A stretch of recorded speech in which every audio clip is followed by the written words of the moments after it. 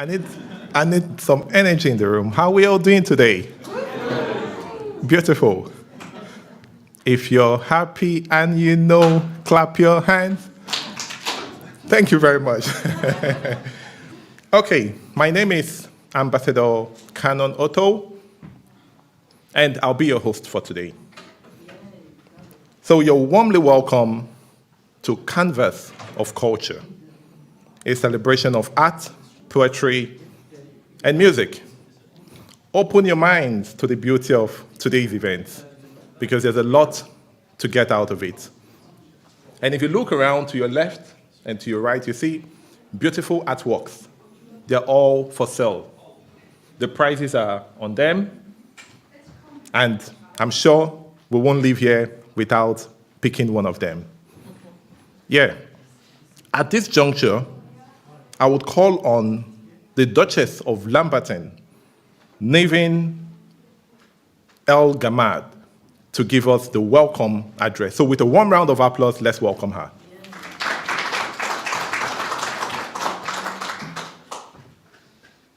It is with great joy that I welcome you to Canvas of Culture, a celebration of art, poetry, and music, hosted by the International Association of Art and Culture of Peace, under the Universal Peace Federation, UK.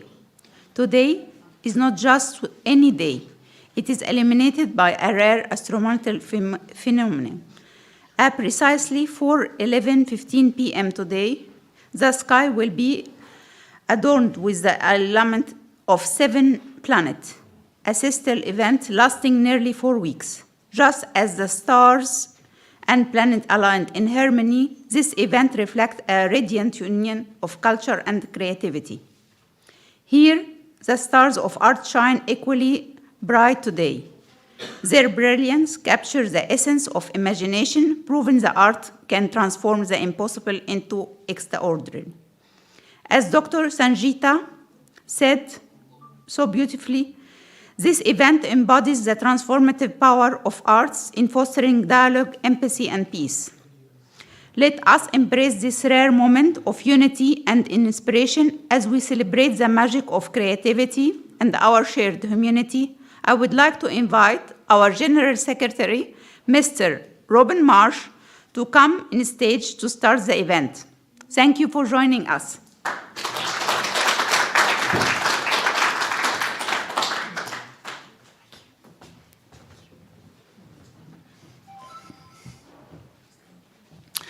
Welcome, everyone. Thank you so much for coming. We thought it was going to be a stormy day, but everything has aligned, both in the cosmos, but also in our local weather. So I'm very grateful for everyone for making such effort to come. People coming from Wales, people coming from Brighton, from Kent, from many other places. So people have made great efforts to come, and I'm sure it's going to be a wonderful program. Just a couple of practical things. As a host, just very practical. There's one bathroom, one floor up, and the other bathrooms are in the basement. In the dire emergency, and it's never happened, and I've been here about 30-odd years, in the dire emergency, there's a fire. The ultimate place is to go on the balcony, to lift the window and go onto the balcony. Much easier to escape that way. Anyway, never happened for ages.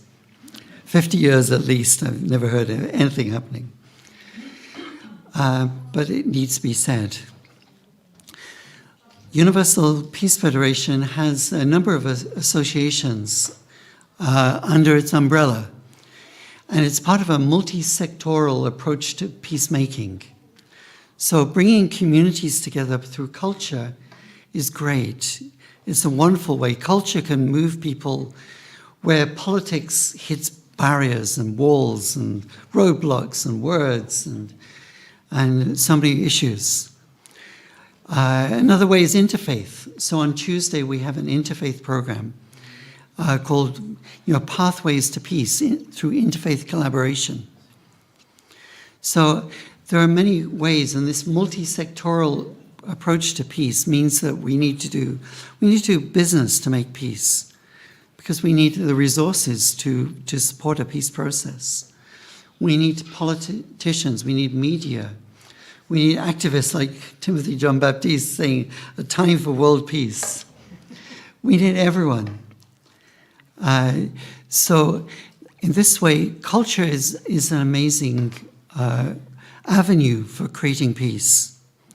And we have a dance troupe called the Little Angels from South Korea. About 10 years ago, they performed in the Hackney Theatre. They came here and they performed for all the Korean war veterans. And they went to all the countries that responded to the UN's call. But in a sense, they were showing that culture goes beyond politics. They went to Pyongyang and they performed together with a woman or girls dance troupe from North Korea and moved the heart of North Korean people. So in a sense, we need many initiatives like this to build cultural understanding and to break down barriers between nations that sometimes have enmity or tensions or conflicts from history. And many of our borders are forged in blood. So to reach beyond them, we need culture. We need culture to show and transport people beyond their current circumstance. That's all I need to say. But thank you very much. Thank you. I don't know if my esteemed colleague has said anything about there are several pillars of UPF. So one of the pillars is arts and culture. And I said to Robin, like, we have many good people that know how to do things. They're arty, and some people are about business, because we also have another pillar for business. And I said, you know what? He said, maybe Sangeeta can do it. The moment he said it, I phoned Sangeeta. And when I phoned, Sangeeta said, yes. So that's why we're here now. It's really something that if you find people have the talent or desire to do something, we should actually give it to them. Because they are our ambassadors for peace, they are our friends, and they're very welcome to guide something. So where is Sangeeta?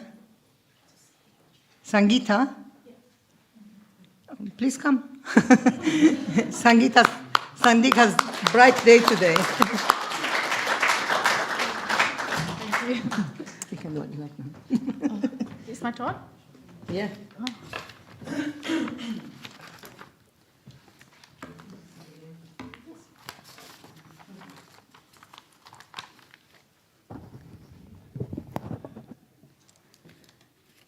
Good afternoon, everyone.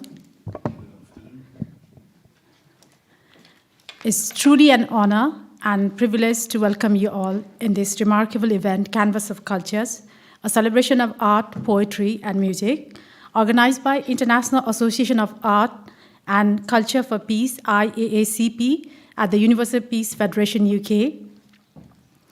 First and foremost, I would like to express my heartfelt gratitude to each and every one of you for taking the time to be here today.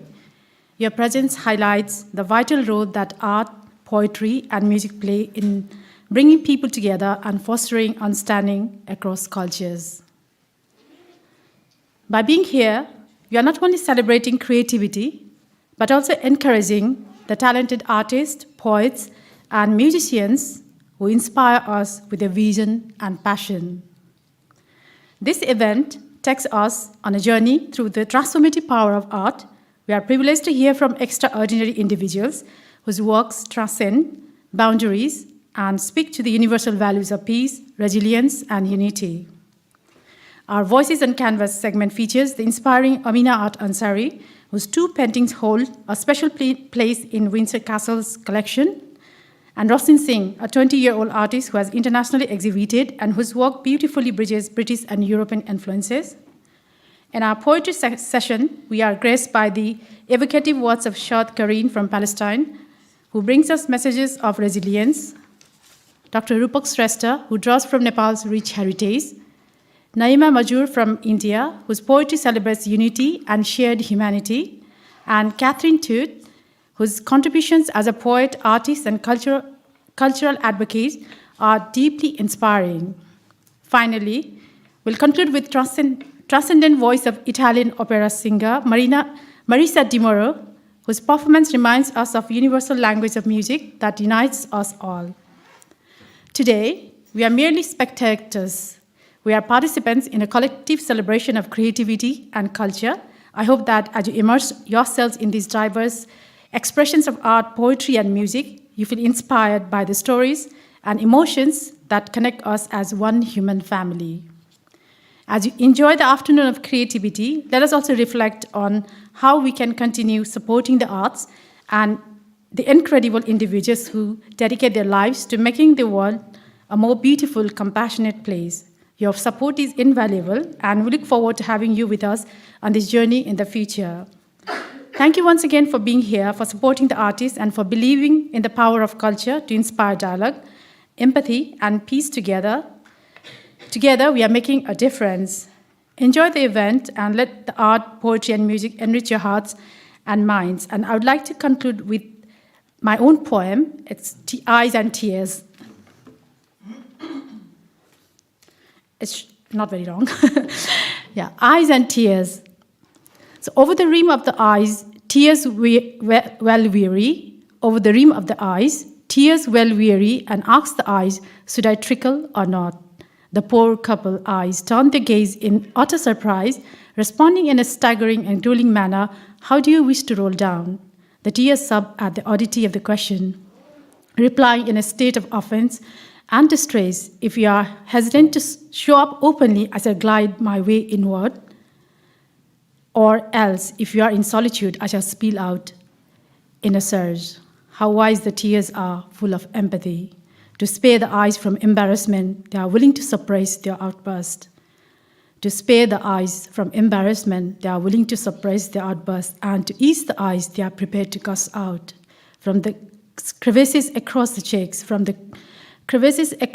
the eyes meanwhile remain silent, their heart already hardened as stone, and they retort, I refuse easily.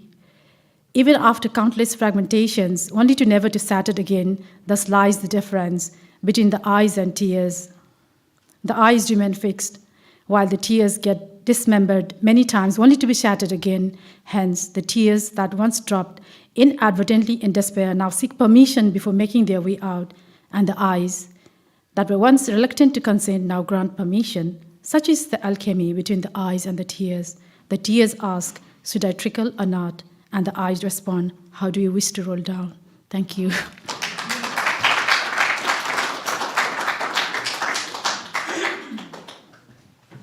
Thank you very much, Dr. Sangeeta. Those are really powerful words.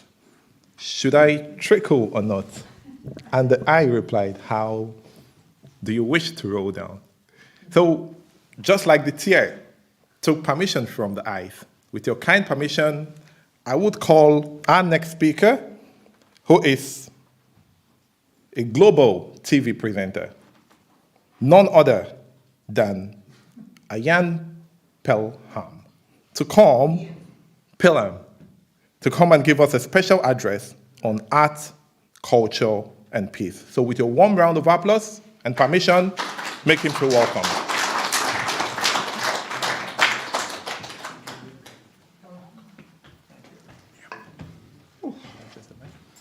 Yes.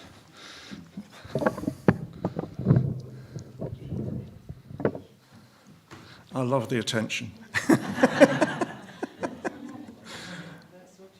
First of all, thank everybody for coming this afternoon, and happy birthday to Sangeeta. Was it your birthday? Did I hear that? Was your birthday today? Or not? No? It's somebody else's birthday. Anyway, oh well.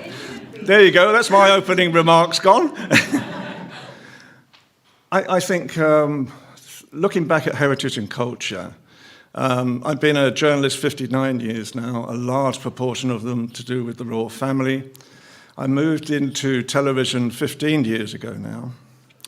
And heritage and culture was very much the content right from the word go. Heritage and culture is what makes Britain great. Heritage and culture is what makes the world great at the same time. And so I think it's very important these days that we're able to actually promote heritage and culture in as many different ways as possible.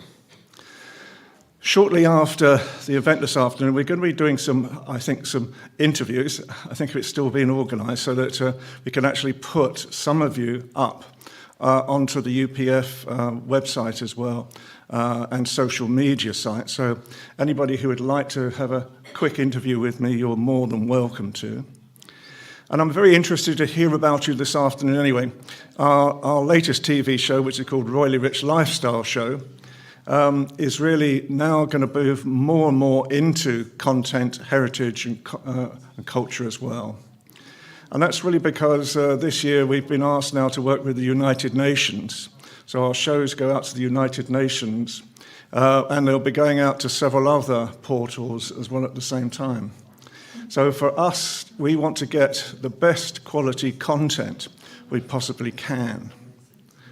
And I look at all your smiling faces this afternoon, and I think the reality is, what does heritage and culture, what does art, what does music, what does everything give to you as well? It's joy. It's absolute joy. It's peace. And in this world at the moment when peace is so important to try and ascertain, and I gather as a lady from Palestine this afternoon, I was working in Lebanon a little while ago and saw the issues that Lebanon was facing, especially in Beirut.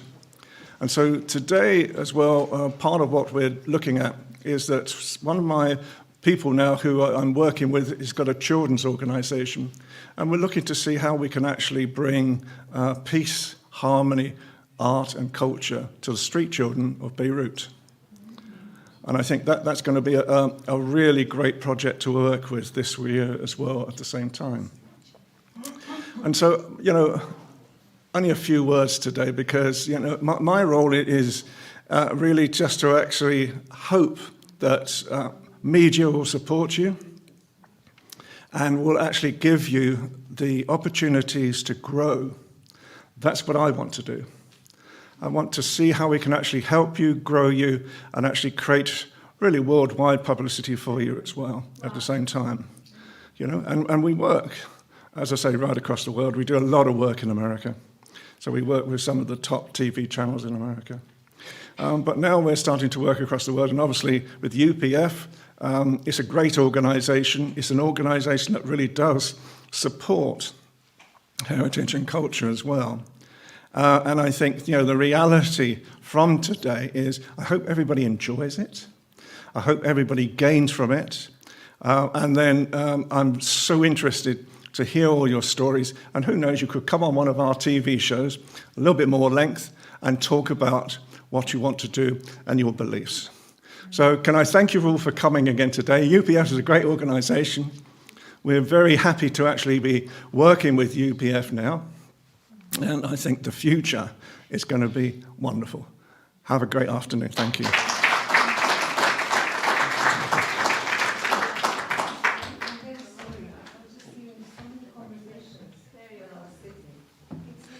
Thank you very much. Thank you very much, Ian Pelham, for that wonderful address. But I don't think that round of applause was enough for him. Let's do better, please.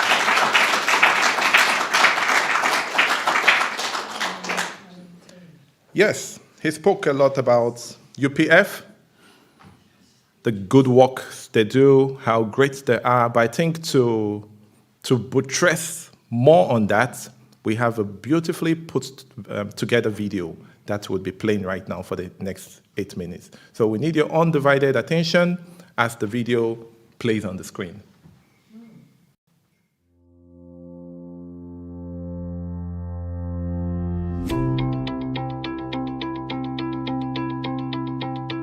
UPF had its inaugural assembly on September 12, 2005 at the Lincoln Center in New York City. Reverend Sun Myung Moon delivered the keynote address. In closing, I ask you to devote your best efforts for the development and the success of the Universal Peace Federation. Thank you. Thank you.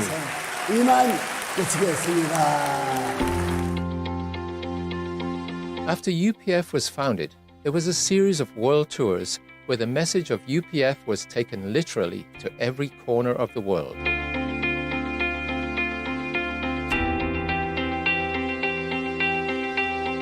That it is a time for all nations and religions to break down their barriers. Through this, the era of one family under God will arrive and last forever.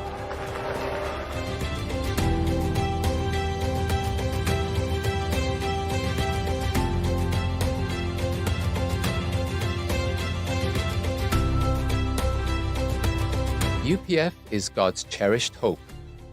The founders spoke repeatedly of an international peace highway connecting the world from Santiago, Chile to London, across the Bering Strait, what has come to be known as the Peace Road, and a vision for a renewed United Nations. UPF emerged on the foundation of decades of programs initiated by its founders and carried out in all parts of the world.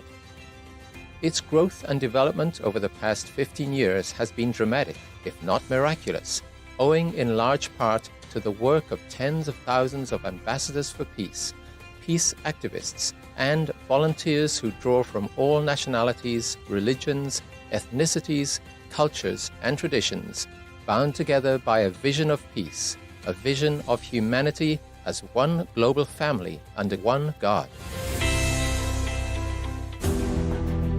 The range of programs over the years has been both broad and expansive, from character education to strengthening the family, from conflict prevention to conflict resolution, from poverty reduction to environmental stewardship, from interfaith dialogue to youth service initiatives, from support of the United Nations to partnerships with the African Union, and a wide range of international organizations and NGOs. UPF has a global, multinational, multi-faith network of more than 100,000 ambassadors for peace who support and contribute to the mission and works of UPF. UPF's highest award, the Leadership and Good Governance Award, has been given to distinguished leaders the world over.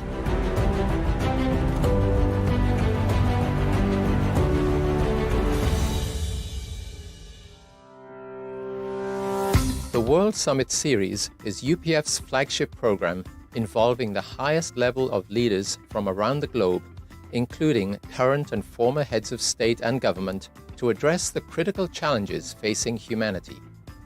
Very appropriate that we're here on the 100th anniversary of Reverend Moon's birth, because out of the devastation of World War II and the Korean War, he and his bride found the courage to dream that they could achieve something. And it is amazing what they have created together. Programs have been successfully held in Korea, the USA, Senegal, South Africa, Nepal, Cambodia, and other nations. The most recent structural innovation within UPF has been the creation of a set of associations dedicated to collaboration among leaders from various fields. These pillar associations are: the International Summit Council for Peace was initiated by UPF co-founder Dr. Hak Jahan Moon in 2019 on the occasion of World Summit 2019 in Seoul, Korea. IAACP is an international network of current and former heads of state and government. The International Association of First Ladies, IAFLP, a project of the IAACP, affirms and uplifts the unique role of First Ladies in contributing to peace and development. IAFLP brings together current and former First Ladies from throughout the world, drawing upon their experience and wisdom as women leaders and as role models who serve their countries in significant ways. The International Association of Parliamentarians for Peace, IAPP, is a worldwide association of parliamentarians which provides a forum to bring their experience and wisdom to bear in the search for solutions to our world's problems. UPF maintains that any successful strategy for peace must take into account the spiritual dimension of our human identity, experience, and interactions. Based on this worldview, UPF initiated the Interreligious Association for Peace and Development, IAPD. The International Media Association for Peace, IMAP, represents a worldwide professional network of journalists who support a socially responsible and moral media. IMAP recognizes the vital role that journalists play in providing objective reporting to foster an informed citizenship. The International Association of Academicians for Peace, IAAP, is a global interdisciplinary academic initiative aimed at contributing toward the realization of a world of lasting peace. IAAP is dedicated to building professional networks for academicians to foster a world of peace. The International Association for Peace and Economic Development, IAED, affirms the role of businesses, business leaders, and investors to make the world a better place.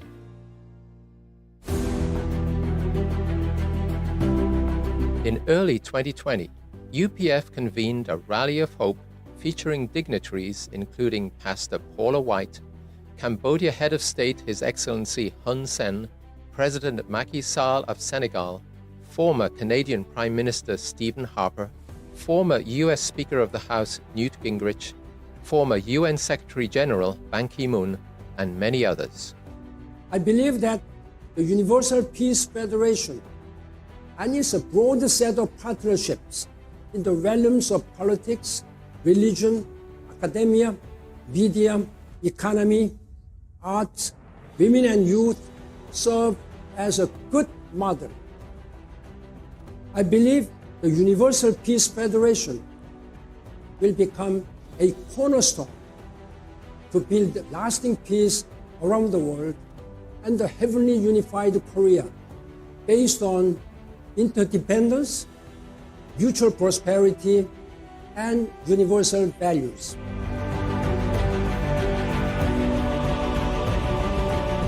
Celebrating 15 years, UPF will continue to grow through service, dialogue, and collaboration, guided by its spiritual and moral vision of one family under God.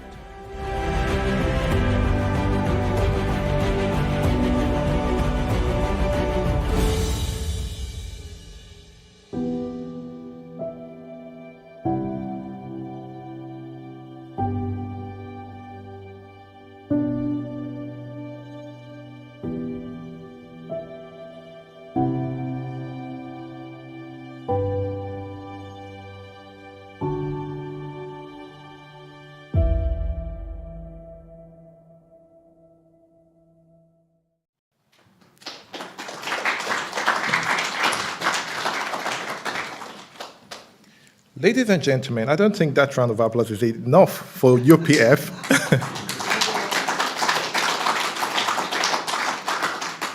You know, UPF does a lot of great work with all the little, oh no, forgive my words, they're not little, all the great initiatives they put together, all for global peace.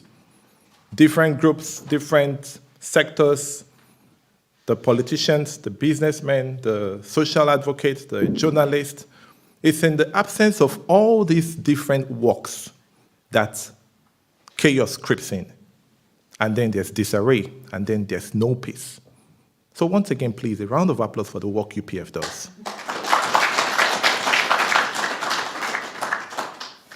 At this juncture, we'll delve into a very interesting segment, Voices on Canvas.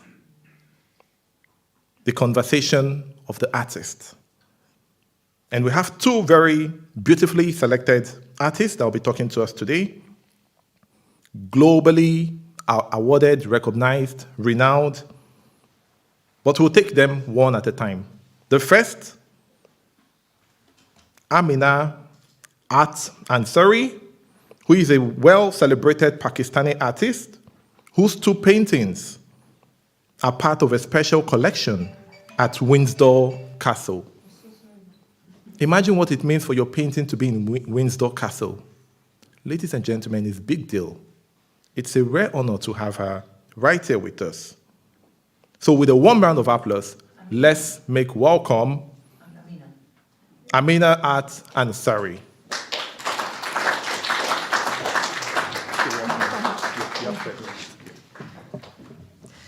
I'd like to check the microphone before I speak. Is it clear? Yes. Fantastic, thank you so much. So, first of all, I'm testing myself. My name is Amina Art Ansari. Is that clear? Yes. Wonderful, okay. So I would like to thank UPF for inviting me on this stage. And more importantly, I'd like to invite Shahd for inviting me today.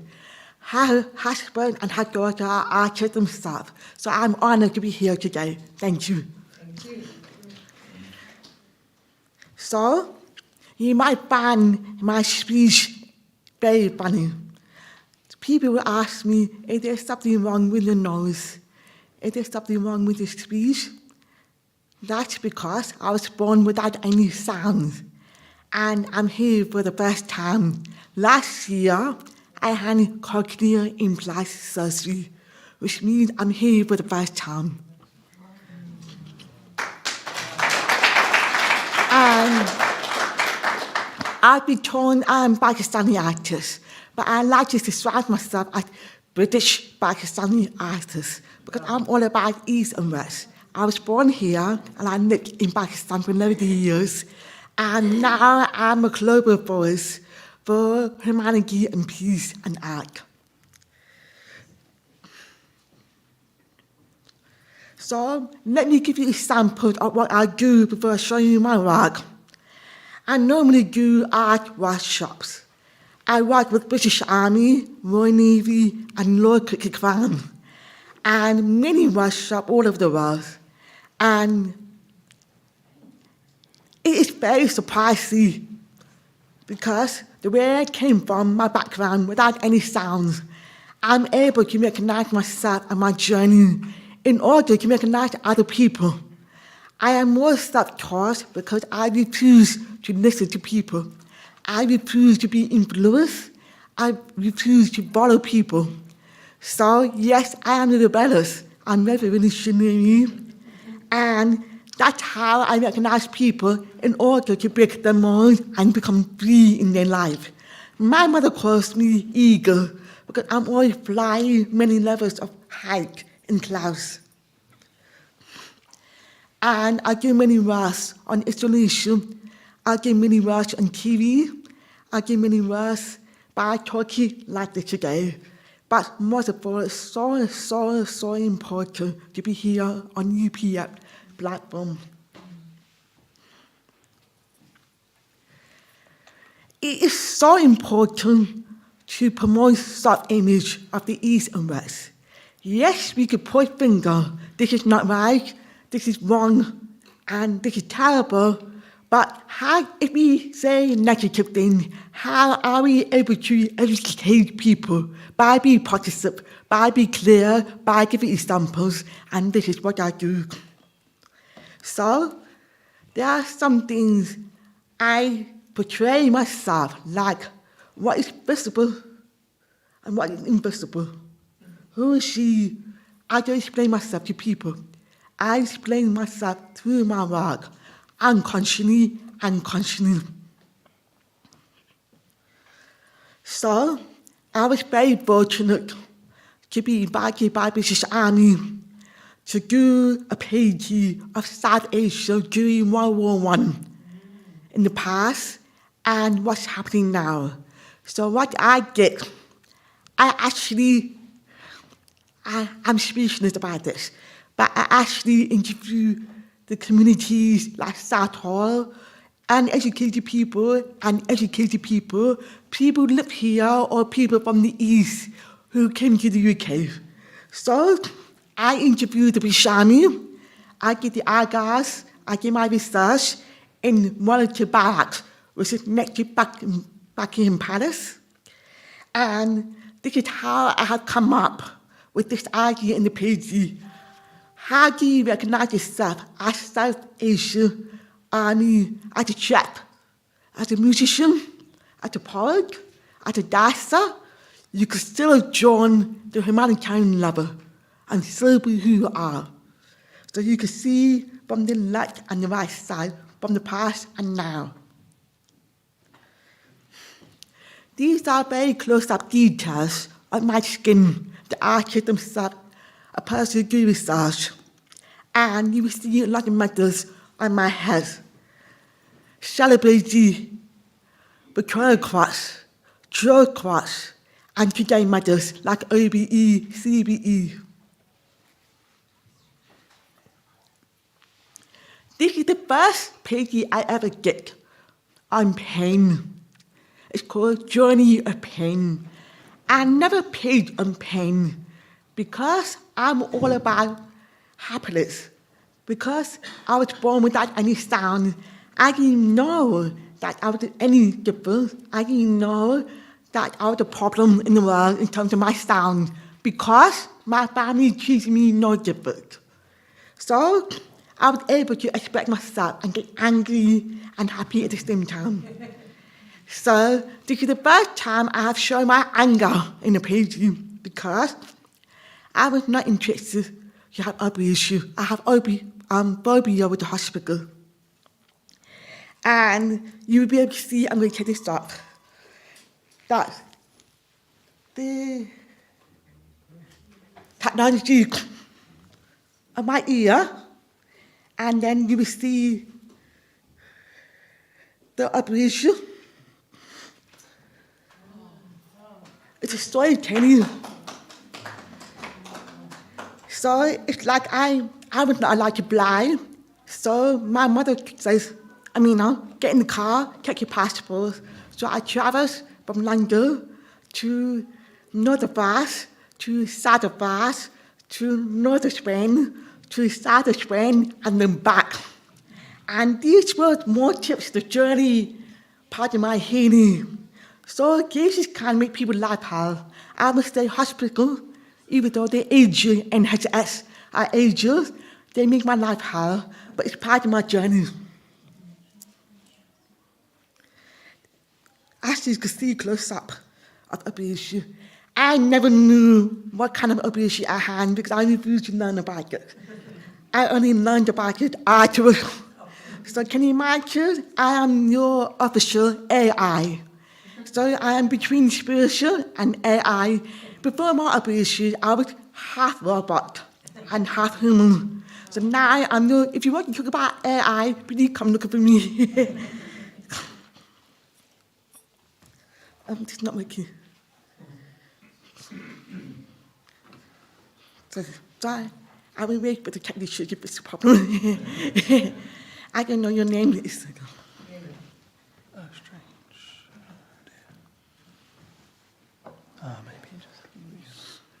Maybe. Wonderful. It's back now. Part of my show, you have me sharp. So, as you can see, I'm all about this religion, different walk of life, and in debate. So I was so happy, honored to be invited by huge property in South Africa, Zimbabwe. And I paid the practices of Zimbabwe, and it's now at his house in the country. So it's been, I have spent at least 25 days from 10 o'clock to 10 o'clock in the evening. And then you pick me up and drop me.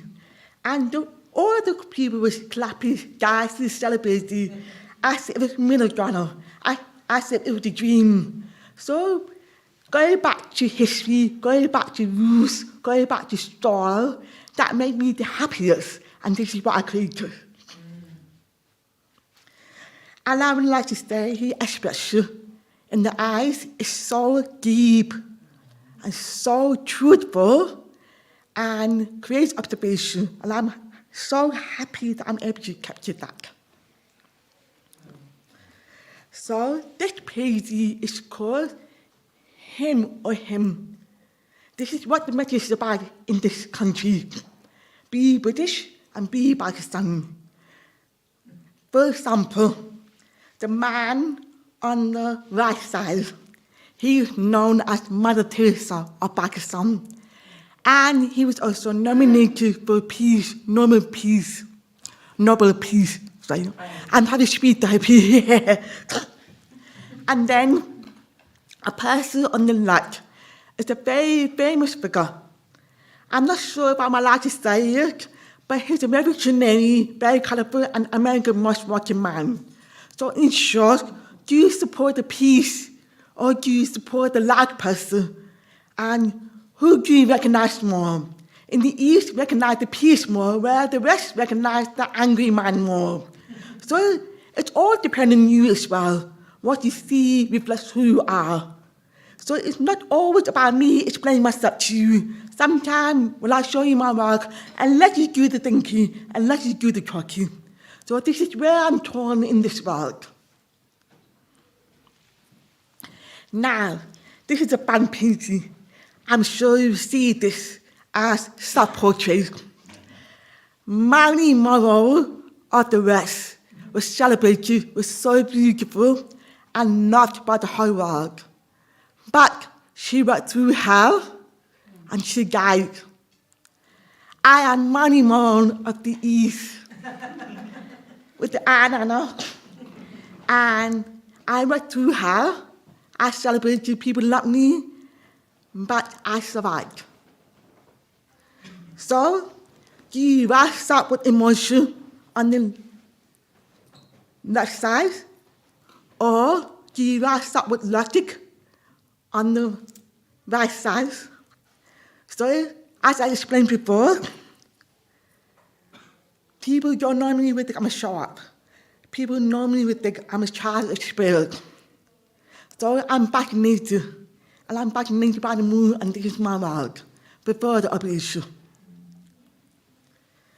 As you can see on the skin matter, I have 35 applications in my skins, because I was not influenced by black and white. Therefore, I did not understand what the teacher was saying in school. And I was picking anger. I didn't want to do art. It's my mom who recognized my gift. But I didn't want to become an artist today. Here I am. As you can see, another humanitarian called Gabby Easter. Gabby father of the nation. Gabby father of humanity. Gabby father of Christ. Gabby father of peace.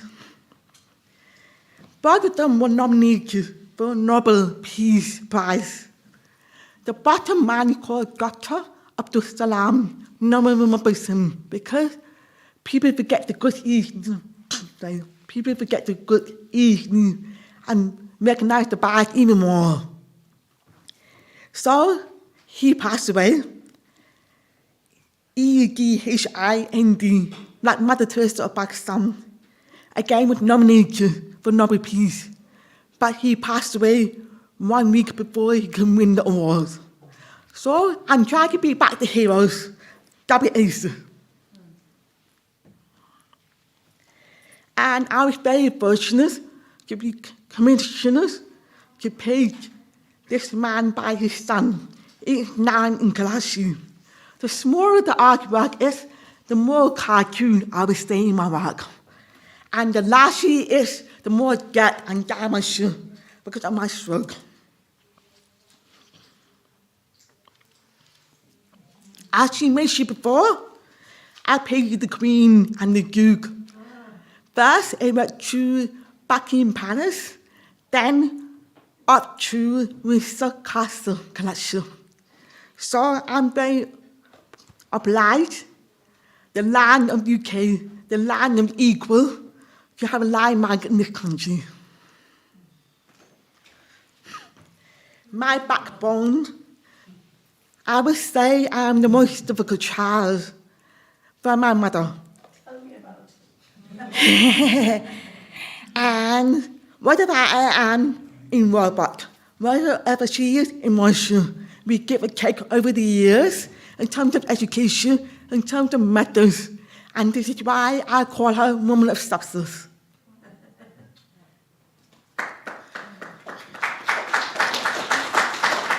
You might see more emotional colors in her portraits, simply because she's my mum. Now, I can't draw, but when I draw, I paint with psychology colors. I cannot see white. When I look close, if you close your eyes hard, and you focus on the white walls, I often see rainbow colors. And this is how I visualize the portraits, the Banner of Pakistan, and now it's placed at Pakistan High Commission. Another famous musician, Syria. This one, I'm going to check my time, so I got everything. This one I did with iPad in Manchester. And there was immigrants coming from Bosnia, from Iran, from Iraq, women of all backgrounds, especially they escape the journey from the east to the west. And I actually observed them live. And that was the project. Humanity, transformation, tragedy, who are the person who you adapt and who you let yourself go at. So this is my observation live, while observing them.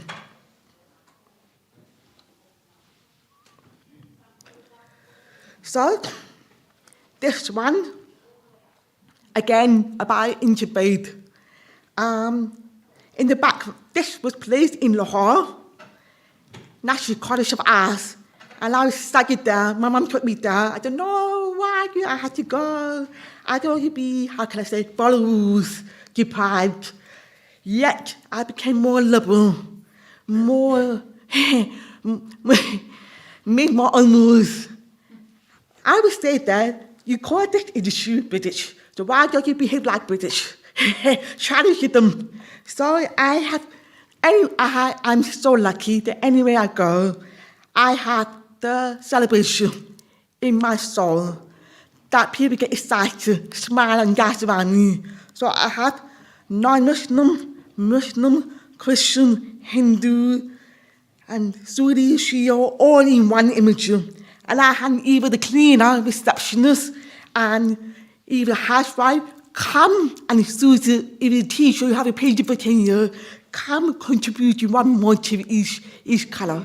So it becomes community, a whole project together, energy of holy colors, I call it.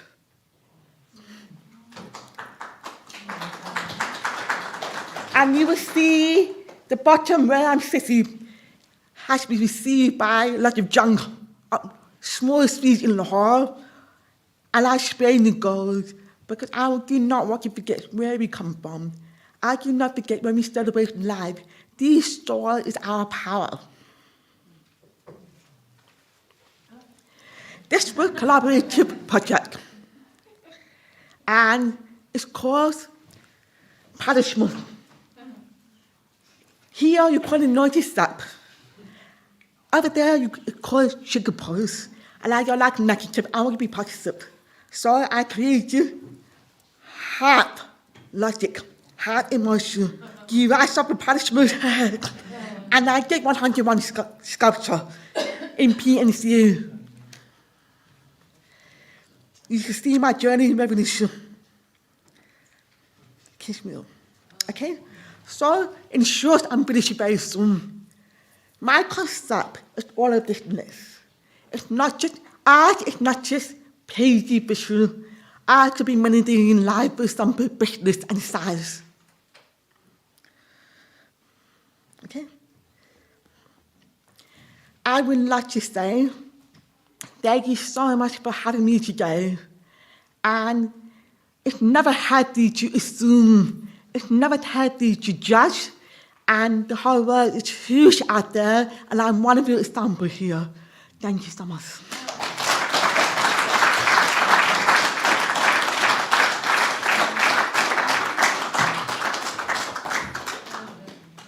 Thank you so much, Amina Art Ansari.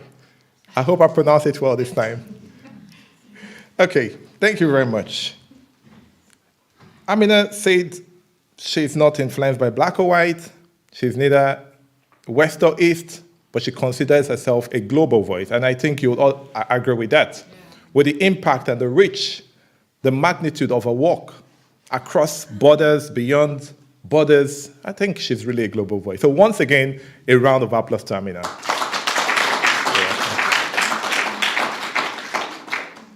I think at this juncture, we'll call another very interesting voice. A 20-year-old UPF Young Achiever who hails from Nepal, whose artwork reflects a unique blend of British and European influences. She has exhibited in many places, including the UK Parliament, Embassy of Nepal, Qatar Arts Festival, the Hot Theatre, the Tarraguan Museum. Ladies and gentlemen, it's a big deal to get into those places with art. We know there's so many thousands of artists all over the world, but some stand out. And for this young 20-year-old to stand out is a big deal. So with a warm round of applause, let's welcome Rhoslyn Singh.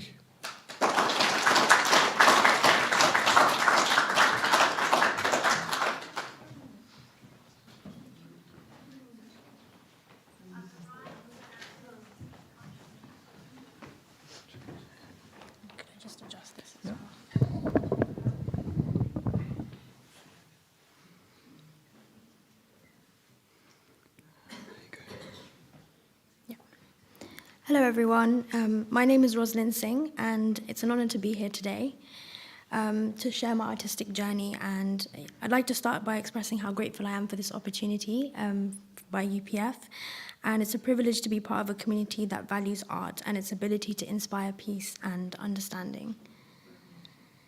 So I'm a 20-year-old student and I study biomedical engineering, and art is my passion.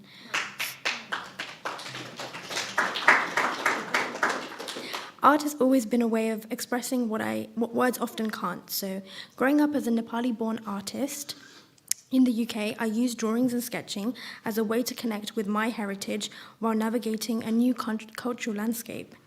My art is inspired by the vibrant patterns and rich traditions of Nepal, combined with influences I encountered in British art and culture. Over time, I realized that art was not just a personal escape, but also a universal language, a way to communicate emotions and stories. So this is one of my favorite pieces. It's called Patterns of Grace. This artwork reflects the delicate strength of women, and it's inspired by an artist called Ian MacArthur. I used intricate patterns and a serene expression to symbolize the harmony between inner strength and outward grace. Strength isn't always loud, it can also be quiet and unyielding, and I wanted this piece to represent that balance. Another piece I love is Echoes of Emotion. This piece captures the raw vulnerability of human expression. With soft, fluid colors flowing, I aim to convey the fragility and intensity of feelings beneath the surface. Often we hide our emotions, and they seep through in ways that shape us and our connections with others. Then there's Reflections of Duality, which explores themes of identity, contrast, and unity. It depicts two figures whose connection is shown through vibrant colors and delicate brushstrokes. To me, this piece is about the contrast within ourselves, the different roles, cultures, and emotions we balance, and how they coexist beautifully. Facade explores the contrast between outward appearances and inner realities, how we often hide our vulnerabilities behind a composed exterior. This piece shaped my focus on celebrating women's strength and individuality, encouraging conversations about identity and authenticity. Reflective Moments is another piece that holds a deep meaning for me. It portrays a woman's gaze using vibrant watercolors, blending soft hues with sharp details. With this piece, I wanted to depict the strength and vulnerability of unspoken emotions, those quiet moments of introspection where strength and vulnerability meet. So my artistic vision centers on capturing the strength and complexity of human experiences with a focus on empowering women. I strive to create art that tells stories of resilience, individuality, and the emotions we often keep hidden. Through pencil, pen, and watercolor, I bring intricate details and vibrant emotions to life, using medium to highlight different aspects of my subjects. The precision of pen and pencil mirrors the intricacy of human experiences, while the fluidity of watercolor conveys depth and emotion. For me, art is more than a form of expression. It's a way for me to connect with others, challenge perceptions, and inspire dialogue about identity, culture, and the beauty of diversity. Over the years, I've been fortunate to have my work recognized internationally, winning the Wellfest Art Competition and receiving the Young Achievers Award by UPF. So I've had exhibitions at Qatar International Art Festival alongside over 300 artists from 65 countries, and showcasing my work at the Houses of Parliament in London, the Taragal Museum in Nepal, the Hall Theatre in Crawley, have been incredible experiences for me, and these opportunities have shown me how art can transcend borders and bring people together. Art is a bridge, and it connects my heritage and my present, tradition and modernity, and most importantly, people. I truly believe that art can pave the way for peace by fostering understanding. I'm delighted to share that my prints of my watercolor artworks are available for sale, and the profits will be going to the Universal Peace Federation. And this is my small way of giving back to a community that has inspired and supported my journey as an artist. Thank you so much for taking the time to listen to my story.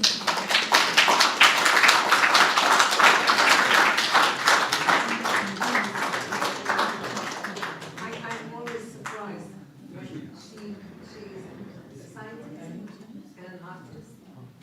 Amazing.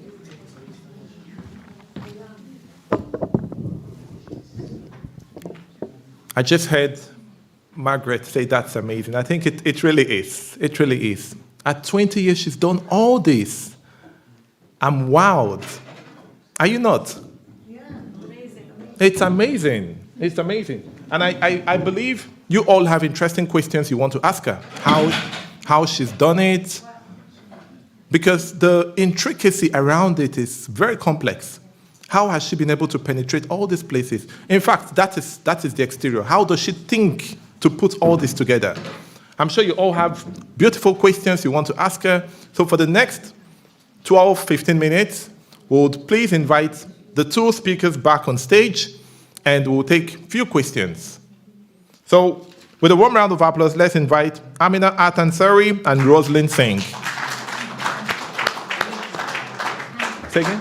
We had some links earlier on. Could you put those links back up so we can see the websites and that? Okay, can you please put the links back?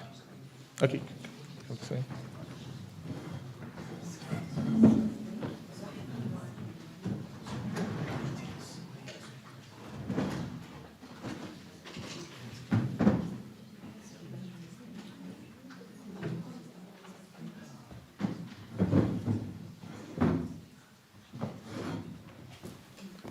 Yes, Rhoslyn Singh.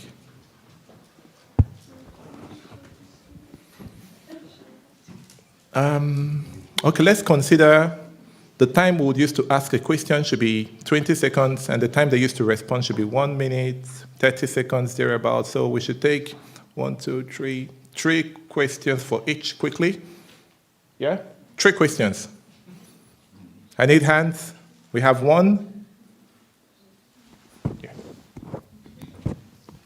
Please, if you're interested in asking a question, just raise your hand so we just identify you. 2. 3 questions for each. 1, 2, 4 more. Okay, let's start with those. Quickly and briefly, so we don't spend all day. Yeah. Hi, one question for each, Amina and Rhoslyn. I just want to know from Amina, because she has seen two worlds, East and West, and she has worked in Lahore for a long time. I just wanted to know how different it was working on art in Lahore as compared to UK, where you see the liberal world. The atmosphere there, the surroundings there, how you find it was it different, or there was no difference in it? The work culture and all that. And for Rhoslyn, just wanted to know, engineering and then art, two extremes. How come you chose this art work for you? Thank you. Thank you very much, and a round of applause for her for that question. Beautiful question. Thank you. Thank you so much, Nayeema. Very good question. It's never black or white, as you can see. When I had his nightmare with special needs one-to-one, I realized that what time in school, college, and university, they give you assignment and they make you work in the corner. Therefore, it's always A, B, C, C logic. When I went to Lahore in Pakistan, there was no logic. When you cross the road, the car will stop for you without looking, and no scratch on you. This mentality applies in my work. I had to apply for example. I was so happy in painting. My teacher was so fed up at me. Why this girl in Hongwell? Why she never feel her journey? Why she never learn? So she drew key dry over my work, and I smiled. She said, "Why are you smiling?" I said, "Because your voice is going in the wall and back to back. Where's the logic of education?" So in short, I had transformed and I have learned so much. People are hungry for the West, where we have everything here. I feel the age in terms of education a lot more in terms of research in the books, movies. Thank you so much.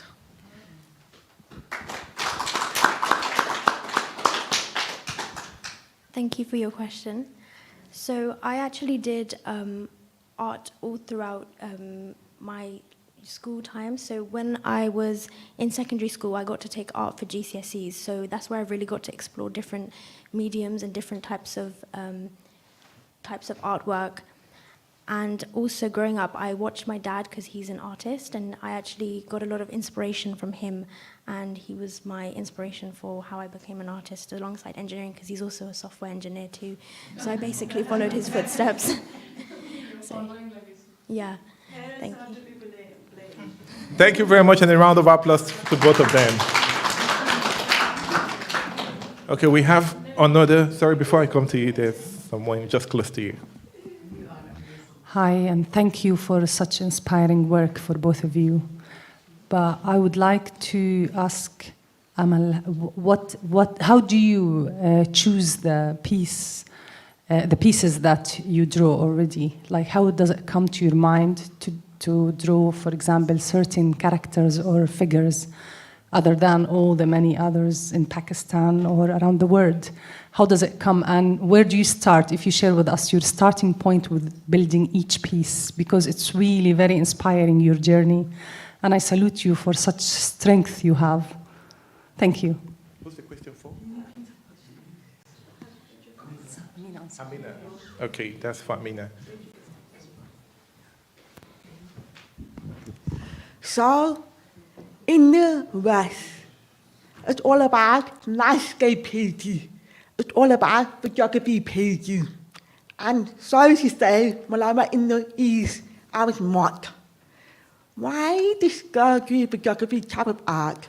Where there's no concept, no soil, no research. And I was shaken upside down.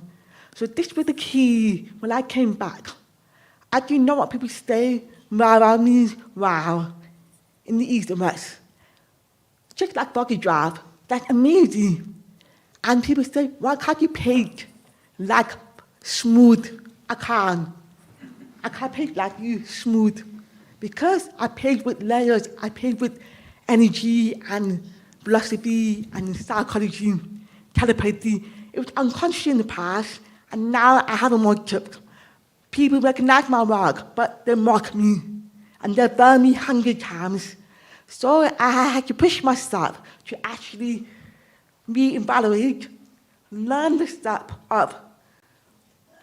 I might just explain to other people. They say, no, but what about you, who you are? I said, I was born this way, there's nothing to talk about. I'm content, I'm happy. Whereas the whole world talk about pain, if you like problems, but if you like problems, if you like tools in life. So therefore it became constant in my work. Just for you.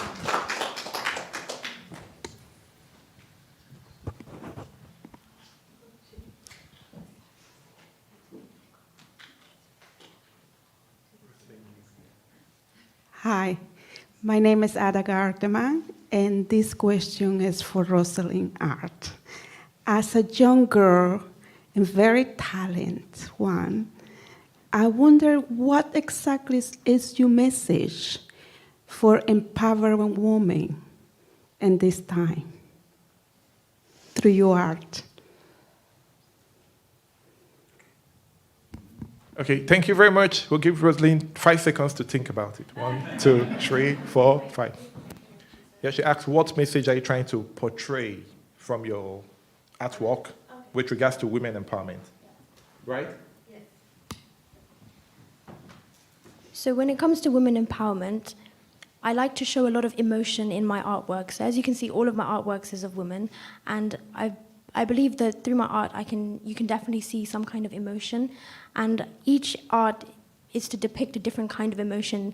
Some can be pain, some can be happiness, some can be whatever emotion that you can also see as an audience through my artwork.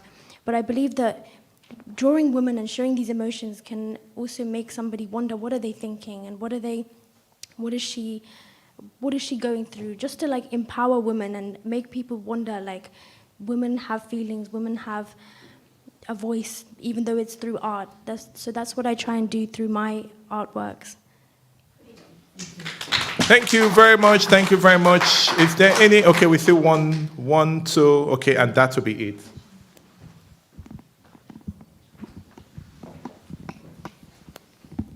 Hi, Faye. So in the music industry, you get sort of like artists collaborating with other artists, like mix and match and cross-fertilization of like styles and genres. Is that something that goes on in the visual artist world? And if not, is that something you might consider?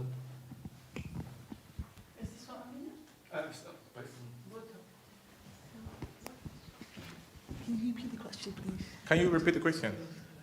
Just so do you collaborate in the music industry, you get famous artists working with each other. Do you get that in the visual artist world? Okay. So one part at a time, yes? Do artists collaborate? Like you say, musicians sing together.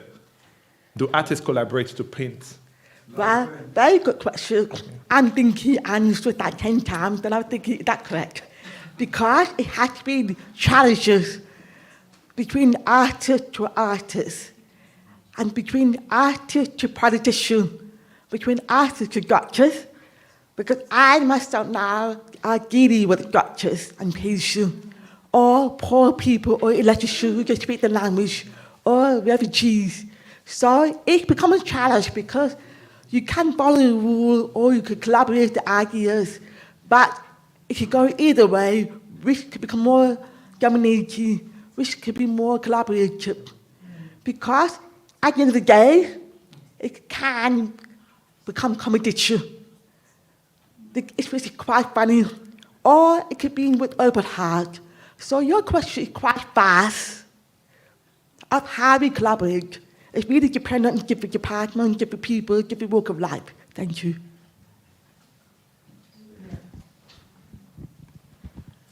Although I've never heard of the concept of artists collaborating with other artists, I think it's a wonderful idea, and I would love to collaborate with an artist in the future if that is something I come across.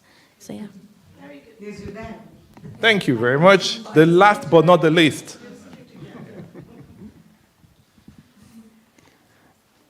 I think we all agree, first of all, you are beautiful souls, you are beautiful women, and your art is fantastic. So congratulations on what you're doing. Art is all about vision. So I'd like to ask you both, what is your vision to change the world in 2025? She didn't get the question. What is your vision?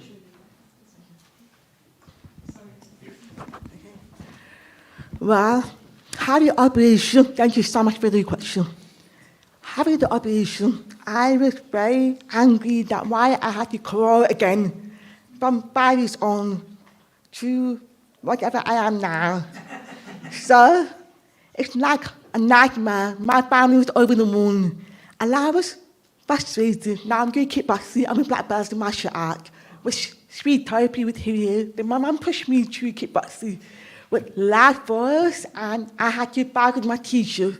So I had no idea that I would become a TED speaker.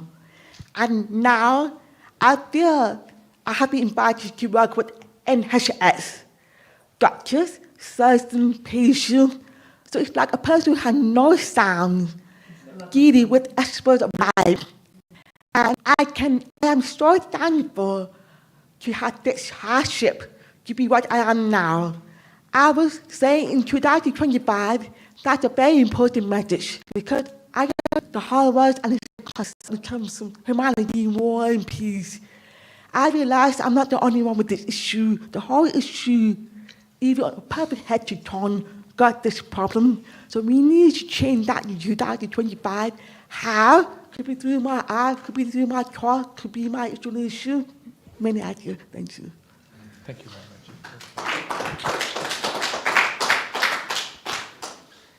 So obviously I study engineering and I do art alongside my degree, and I actually help run a society at my university, Engineering Society. So I'm on the committee for that. And through that, I've met a lot of girls who are actually interested in art, but they just don't pursue it because they feel like it's two different worlds. And in 2025, I would like to inspire more girls that study STEM to also take on art and know that they can do both. There's nothing stopping women from doing two fields, especially even if they contrast so much, like engineering and art. So yeah, in 2025, I would like to just inspire people, to inspire girls, and just focus on women empowerment and empower women to do art and also know you can study engineering and have two careers and yeah. All right, thank you very much. Thank you very much to Amina Art Ansari and Rhoslyn Singh. It's really incredible to, dig deep into the minds of artists. And it reminds us that every stroke, every painting, whether pencil, pen, or watermarker, it comes with a lot of details, a lot of story. So thank you very much, and you can go back to your seats. A round of applause as they go back. At this juncture, we'll give you all the opportunity, the real opportunity to, take a walk around and, have the liberty of, observing and watching their artworks and pictures and what have you. And the prizes are on there. So this is an auctioning session. As you go around, Dr. Sangita's got the card machine, the cash machine. Do well to patronize them, and we'll reconvene. So I think that is just an opportunity to stand up and stretch a leg and network, but most importantly, to patronize the artists. Thank you very much, and bye for now.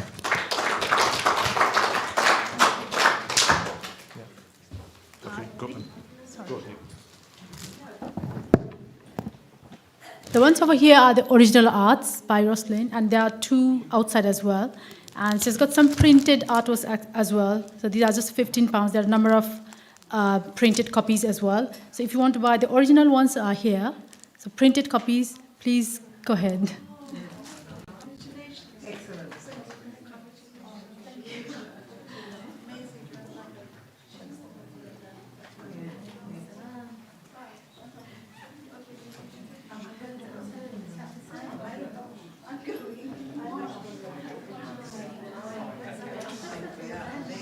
I think it's not been clear at the moment. We have 15 minutes, right? Yeah, 15 minutes. So we'll be after that. This session, this is particularly the buying of the art, and then look around the art session. So after this one, 15 minutes, then we'll be starting the poetry session. Please come back if you are even go around.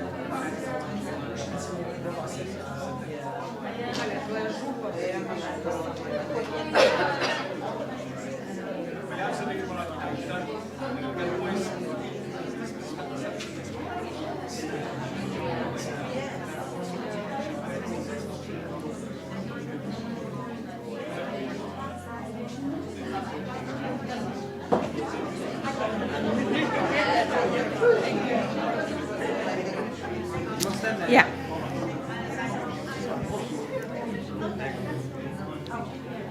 Yeah, and one with the lady.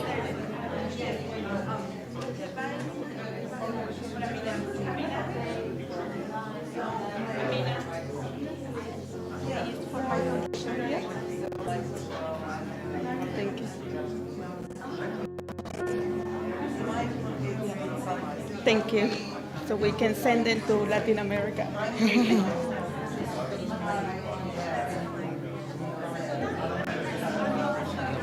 Thank you so much. Thank you. It's really inspiring. I'm so happy. Thank you so much.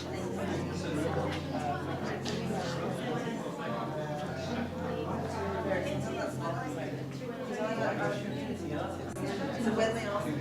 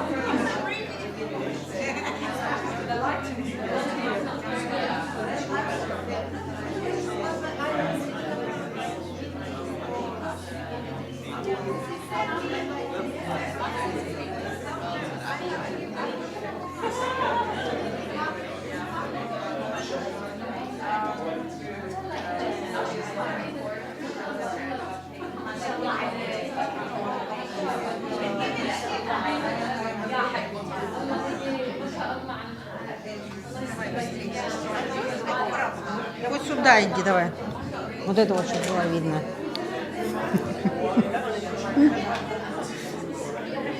Ну, ну. Ты там пока целишься.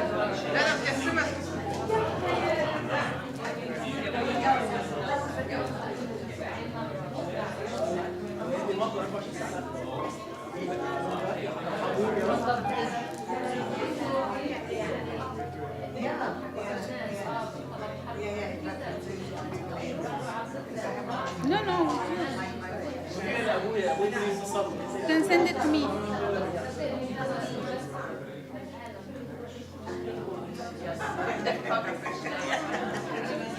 Hold one, I hold one. Okay. You come in, Come in.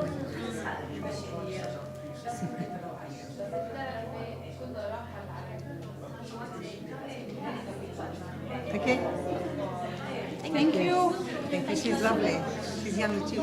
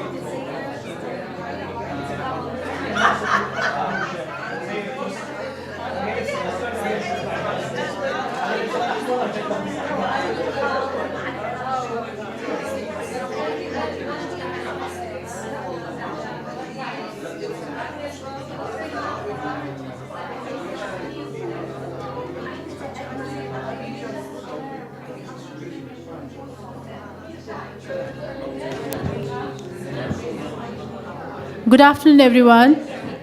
We are going to start soon again. Please be seated.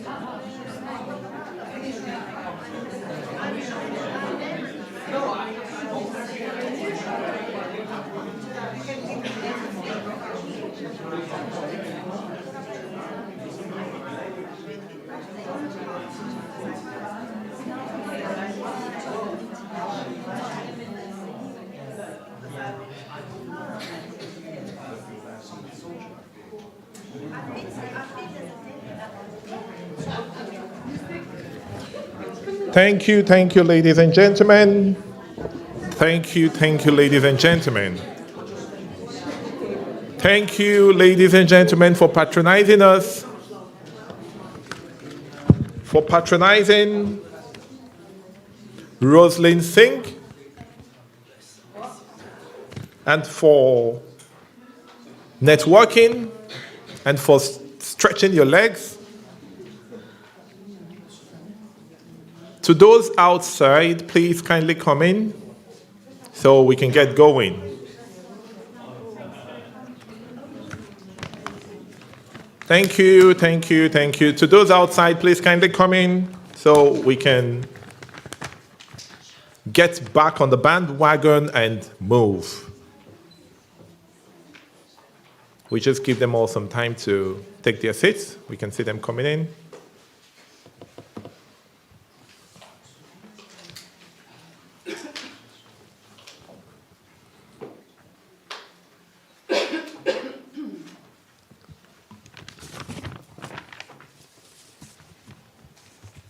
So right now, we're delving into another very interesting session.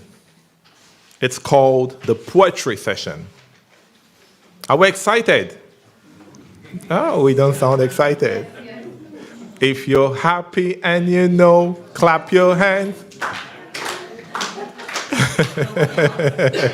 I'll take you one step further. If you're happy and you know, stand up. Yes. You're not happy.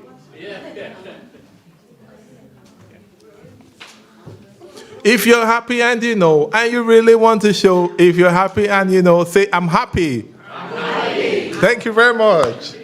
So right now, we'll delve into the poetry session, and permit me to call on stage Catherine Tweet, MBE. Yeah? Next person, the person will follow. Okay, even another person? Yes. Okay. Are they ready for the visual? Okay. And the lights, please. Okay, let's start with Nayeema Mahjoor. So with a warm round of applause, make her feel welcomed.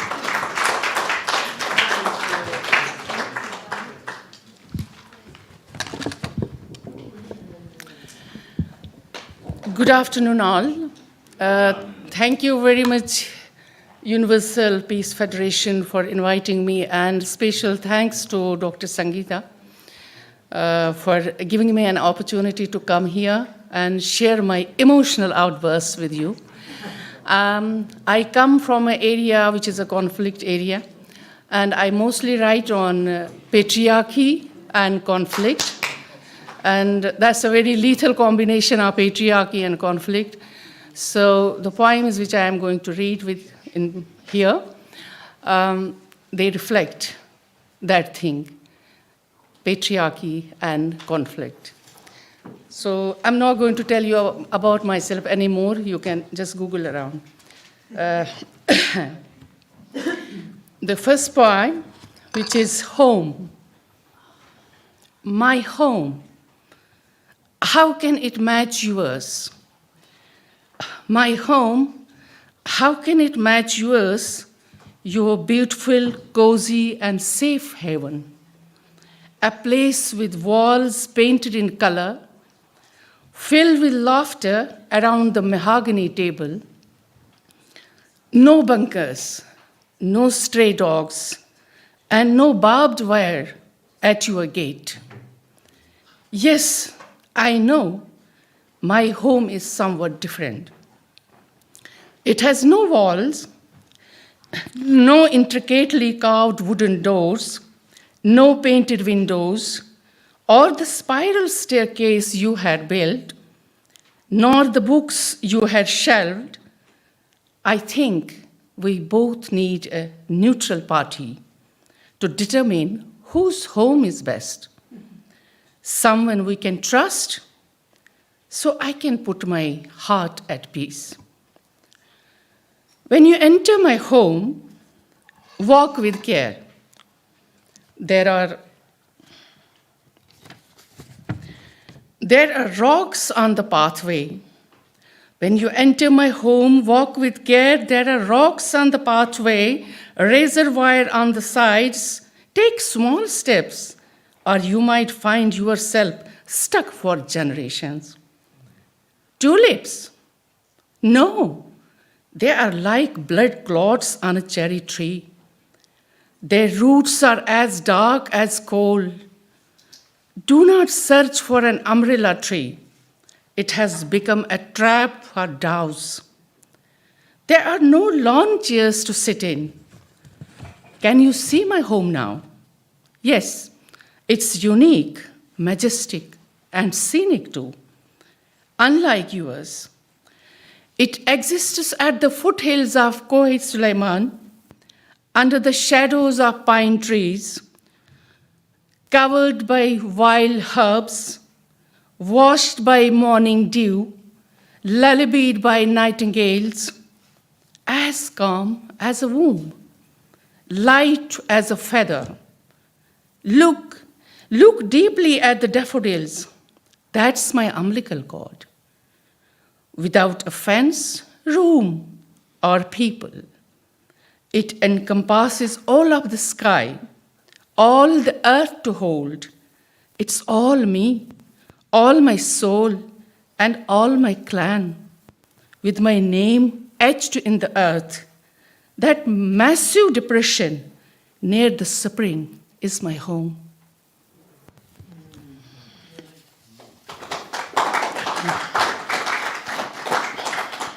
Another poem is That Girl. That girl with 8 birthdays, a red ribbon, and pink cheeks had a dream. That dream resided in her heart, which had a beat. That beat created a rhythm that flowed like a stream. By the stream stood a shrine surrounded by shrubs, trees, and sheep. The sheep had become her friends, but those friends had gone astray.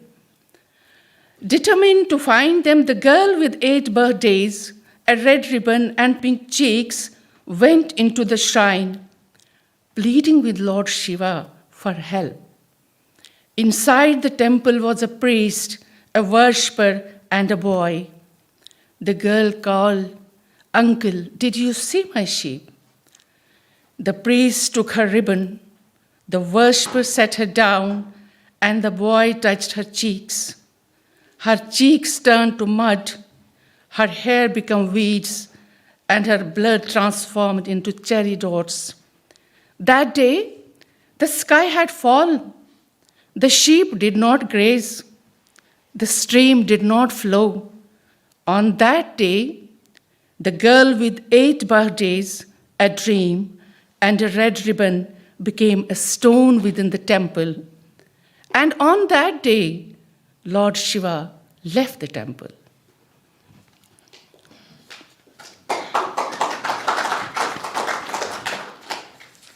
And one poem, because Shahd is here, is dedicated to Gaza. Gaza, yeah. I wish I had tears. I wish I had tears to quench the thirst of kids. I wish I had a heart to pump blood in unborn babies. I wish I had emotions to give hope to running women. I wish I had a soul to see the scars of oppression. I wish I had the courage to challenge the occupier. I wish I had a shroud to cover broken bones. I wish I had coffins to hide unclaimed limbs. I wish I had the conscience to stand for Gaza.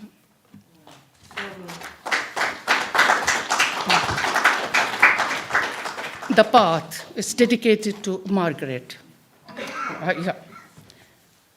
A long stretch of road lay ahead. I found myself at the rear while she stood at the front. A long stretch of road lay ahead. I found myself at the rear while she stood at the front. The gap between us felt like a vast crater. She appeared delicate, almost like a thin slice or a skeleton, minimal and fragile. As she turned into a distant dot, she limped with the walker's help. I felt smaller, smaller than my shadow, like a broken sentence or a parable lacking a verb. I was just a flicker devoid of hope. Laments and sighs drifted from the trees, while birds and vultures perched on the poles around us. The dot once her was thinning and fading, and my shadow was shrinking and shrinking too. I sensed she was about to fall, and I wanted to hold her, but that crater stood as a barrier between us. Despite everything, she rose. She lifted her walker and smiled. My hand flew into the air, and she shouted, "Do not follow the shadow, follow the path." I still have got a time. The crack, the disgrace or fate, or the open book of my past. The disgrace or fate or the open book of my past was scattered all over the place, like countless tremors of my life.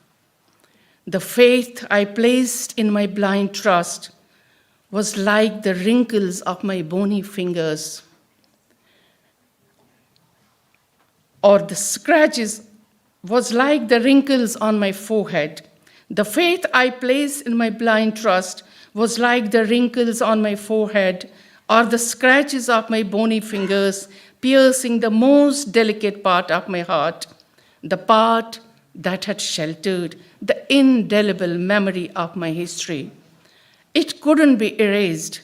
It was deeply embedded in my veins. But the moment came. Yes, the moment came as terrible as the day of judgment, when the soul of the heart that had built a castle for you broke like a widow's bangles, and the treasure of your memories was erased forever. Caged, last 4 lines. Caged. He asked, "What do you write?" He asked, "What do you write?" "Life," I replied. He challenged, "But life is about breathing." He challenged, "But life is about breathing." I said, "I cannot breathe." He frowned. "Why?" I told him, "I'm caged." He stated, "But you write with your hands." I replied, "No, my hands are in rubble. I write with the heart." He yelled, "So you too have lost your mind."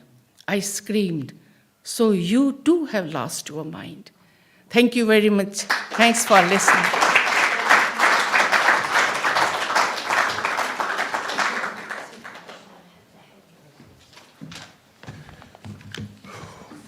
Those are really, really powerful words.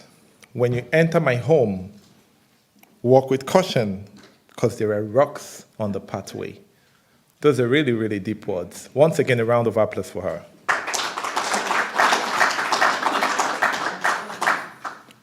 While we reminisce on those words, we'll call another very powerful speaker, a former councillor, member of the Art and Culture Statutory Council Committee,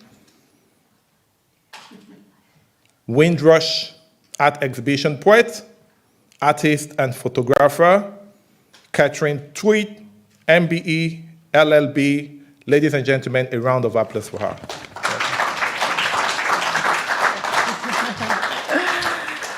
Greetings, everyone. Wonderful to see all these beautiful faces here this afternoon. Thank you. Assalamu alaikum to you all. And shalom. So my poems will be very brief, but I hope they will have some impact and meaning to you all. My first poem is called Unity. Together today, we can turn a page on our past sufferings, on our path to peace that travels with us generationally into the present, burning into our spirits, minds and hearts. We individually live in our own pain, never finding lasting peace. Our shared trauma is our shared struggle. We deserve peace, unity, and love. Peace is the path. Let's build the peace together. Construct it in harmony. We are our own engineers and architects of our future peace and justice with truth and reconciliation.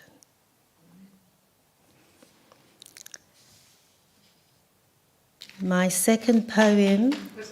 Oh, thank you. I wasn't expecting any claps. That's a bonus. So I will now talk about reimagining the peace. Just close your eyes and reimagine the peace.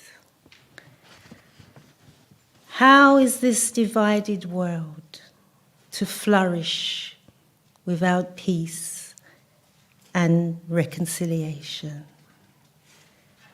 How can we talk about the unity of our nations whilst homes and lives are destroyed over our heads worldwide? How can we leave our world stricken in poverty? Mothers, fathers, and children alone to face death, starvation, and destruction. the world of injustice and conflict, our conscience of humanity must be moved globally as a collective body of one shared humanity. Let us all reimagine the peace, unite and resolve our conflicts, work together for reconciliation, truth and justice. On our path to reimagine peace with justice, joined together, we can rebuild the peace from the scattered pieces of our broken world. We have to start reimagining steps of resolving peace, firstly in our domestic lives, in our schools, in our homes, in our colleges, in our workplaces, resolving conflicts. We have to start with ourselves, a deeper understanding, listening, striving for peace. In our global politics, electing people of peace, electing people of justice. Let us reimagine the peace and justice we all deserve in our shared world. Amen. One humanity. Thank you. I have to finish with one final poem, very short. It's more of a sort of a, get your feet tapping. It's called Don't Wait. Don't wait for Gandhi. Don't wait for Mandela. We should strive ourselves for peace and harmony. The mic's off. Don't wait for Gandhi. Don't wait for Mandela. We have to strive ourselves. Come on, guys. We have to strive ourselves. We have to form partnerships for peace and justice. Partnerships for peace. Partnerships for peace. Partnerships for peace. Join together, like-minded people. We can't expect anyone to do it for us. Don't wait for Mandelas. Don't wait for Gandhis. We have to do it ourselves. We have to join together. We have to join together in harmony to bring about peace. Partnerships for peace. Partnerships for peace. Partnerships for peace. Love you all. Thank you.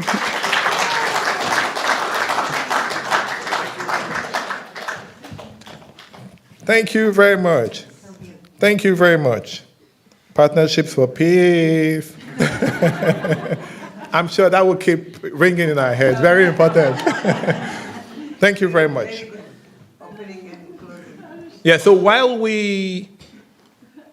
before we call the next speaker, let's call a talented oud player from Baghdad, Iraq, who's featured on Press TV London. He brings deep expression and passion from Arabic music to every performance. He has participated in numerous musical events and contributed to important discussions on the rich traditions of Arabic music. He is Saif Al-Nafak. I know someone asked if poets could partner.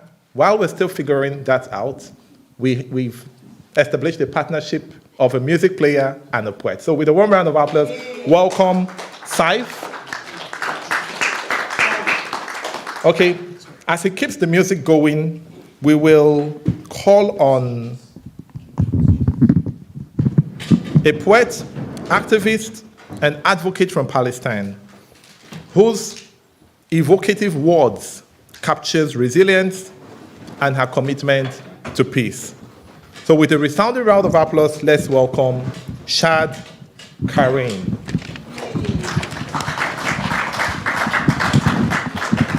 Little bit of confusion here. First is Saifi will be playing music, and thereafter Shahid will be joining, and they'll be doing together.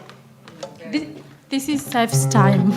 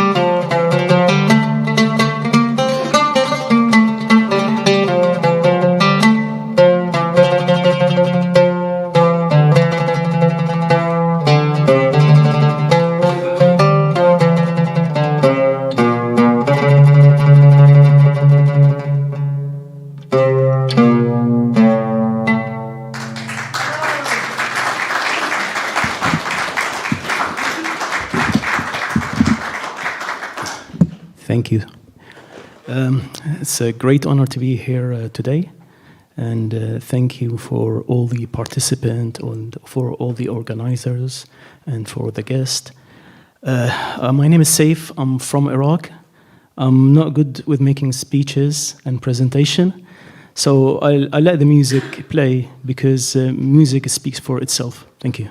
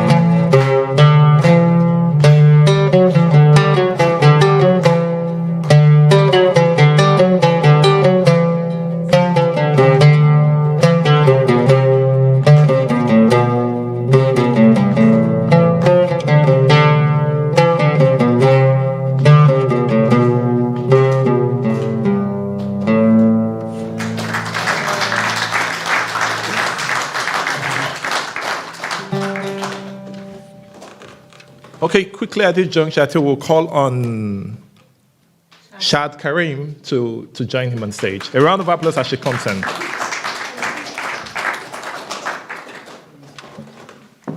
شوف بدنا نقعد. Sorry, is it okay to sit on this? I'm just gonna actually not a chair.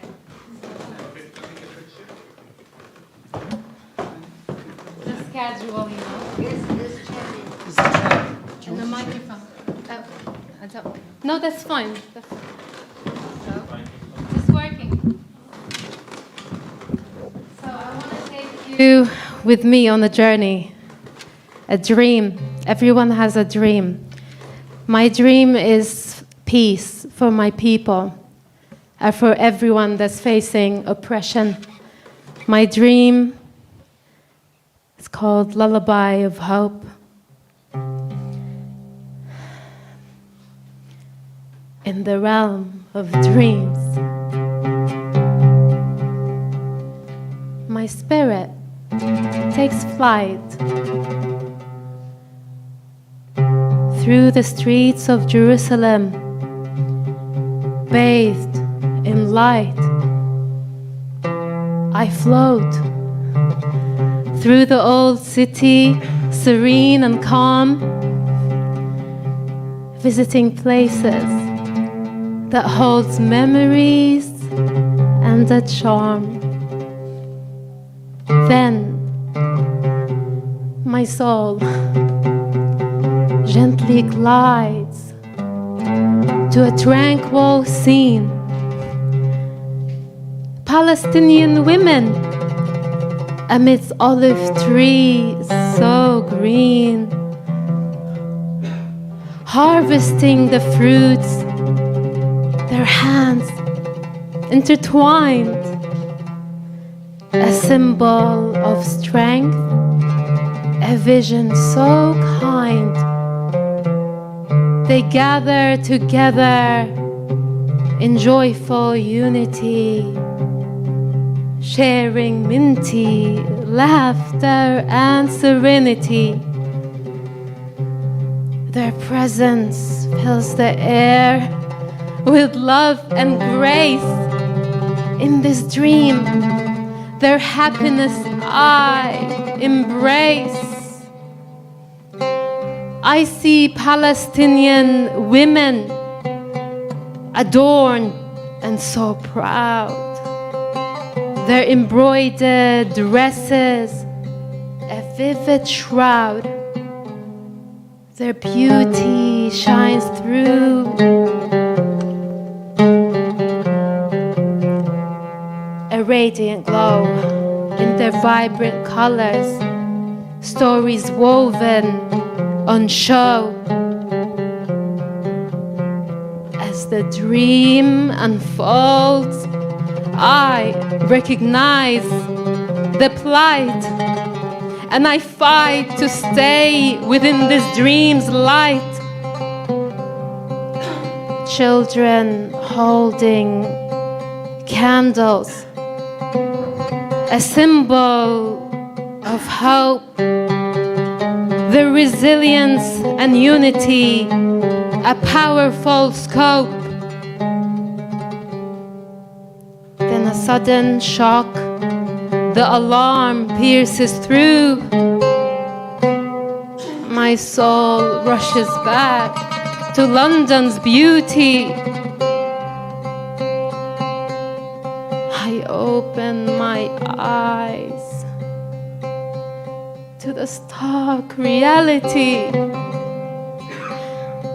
where Palestinian people long for true liberty. Though the dream may fade, the impact remains, a reminder of the struggle, the hopes and pains. In my lullaby of hope, I'll share this dream with the world, unveiling Palestine with emotions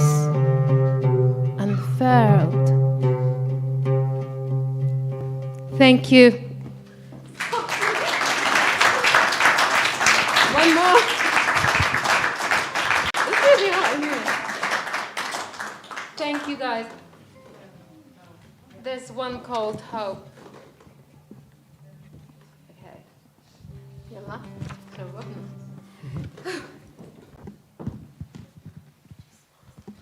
Hope in the sunshine as day awakes. Hope in the eyes someone you adore. Hope in the waking of a brand new morn. Hope in the loved ones as they lay buried in peace. Hope in the children running, playing after the seas. Hope in the world as solidarity rises. Hope in believing, united we go marching. Hope in humanity as voices awake. Hope in a future where love's embrace takes. Thank you, everyone. Honestly, I really love that there's places like UPF that can bring us together, because we have one shared message, is peace and unity. And I always believe through acceptance, first starts with yourself, you can spread so much love and peace and make a change in this world for a better today and a better tomorrow. Thank you so much, Sangeeta and UPF. I'm sweating. Thank you so much. Thank you so much. She took us through a journey, and she painted vivid images on the canvases of our minds. So thank you very much. The last but not the least is a Nepali poet who draws inspiration from Nepal's rich cultural heritage. He is the advisor of the International Nepali Literacy Society here in UK. None other than Dr. Rupak Shrestha. So with a warm round of applause, make him feel welcome.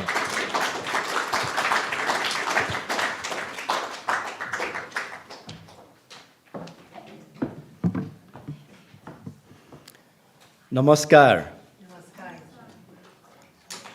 That means I salute to the God that resides in you. That's the Nepalese way of greetings. In the morning, in the afternoon, in the evening, whenever we meet, we greet with Namaskar. Honorable special guest, Ian Pelmer-Turner, distinguished ladies and gentlemen, and today's artists, poets, musicians, and singers. I'm really honored to be here and speak a few words, say a few words as a Nepalese poet, or let's say representing Nepalese poets and Nepal. For this, I would like to thank Dr. Sangeeta Shrestha and all the dignitaries in Universal Peace Federation UK for believing me and inviting to attend today.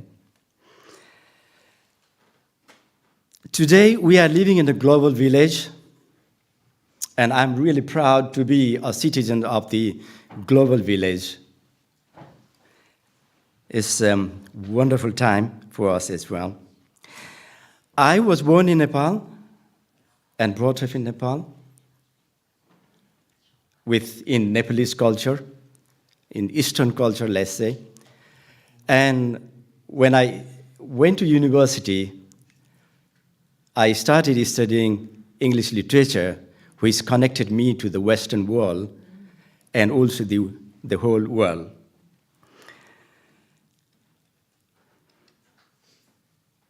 My learnings from the homegrown great poets Vedvyasa, who wrote 4 great, let's say, the first writing of the human civilization, Vedas. He dissected into 4 of them, and also he wrote 108 Upanishads.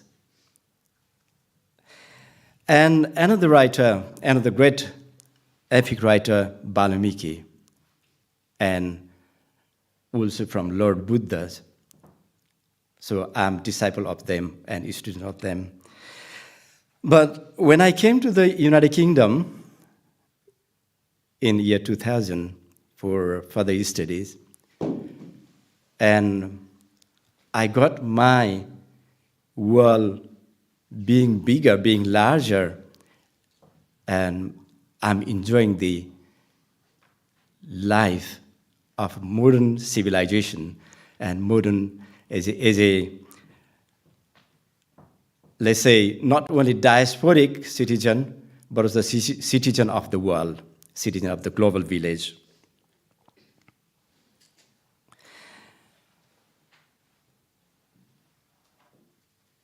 I believe in humanity. What I understand is that any religion or any science or any knowledge that we gain should be for enhancing sublime human life.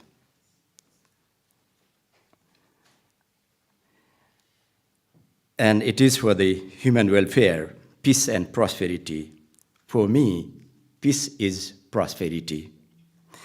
The rest is the politics of ego, wrath, envy, jealousy, and so, which take mankind to the world of Mephistopheles, which no one likes to go. Therefore, whether I like, when I follow the Lord Krishna or Lord Shiva or Lord Buddha or Jesus or Muhammad,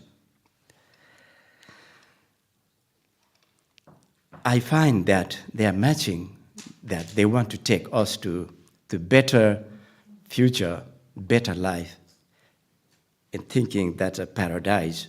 So they want to give us a life in paradise. But what I believe, in fact, we can make this earth a paradise with peace, prosperity, and love. So, the God has already given us, or the nature has already given us, whatever we believe, that we have love in our heart. And we just need to know that we have love to share. We have kindness to share. We have peace to share, which can bring prosperity to our lives. That's what I believe. So, and that is only possible through the peace. And together, we can bring peace. And we can bring prosperity to our lives. That's what I believe. And my poetry mostly emerges from this feeling that I have inside me.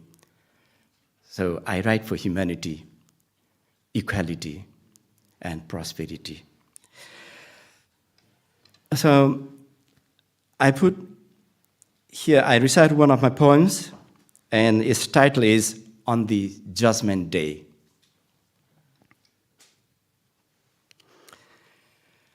I have got a few words here that I think I might need to share with you before I start sharing my poems.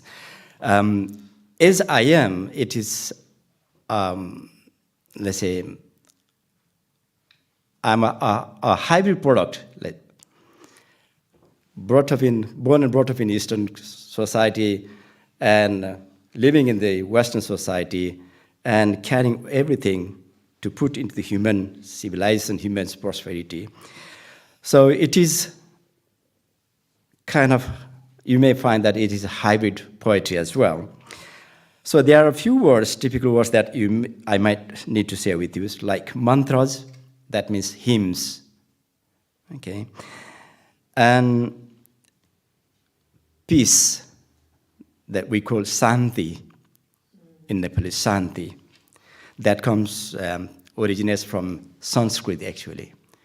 In Hindi, in Nepalese, and so many South Asian languages, we use the same word, Shanti. The rest will be simple ones, I think you can understand. Okay, let me recite my poem on the Judgment Day. The great mantras printed in gold in the sacred Vedas in the Holy Bible, Torah, Talmud, and the Tripitaka, Hadith, Quran, and Purans. The words from the Brahma and Buddha, Jesus and Muhammad, repeat the same truth time and again. To cherish love, kindness, and compassion, and to wipe out vicious crimes like suicide, homicide, and genocide, and even the thoughts of hatred, but chant the mantra of humanity. Live and let them live. Peace be prevail upon the world. The Sumeru thoughts of human civilization. Listening the celestial voice per epochs, we Bhasmasuras, Mazdas, and Angulimals couldn't chant Aham Brahmasmi, I'm with the God. Nor we could say Appadipo Bhava, be enlightened yourself.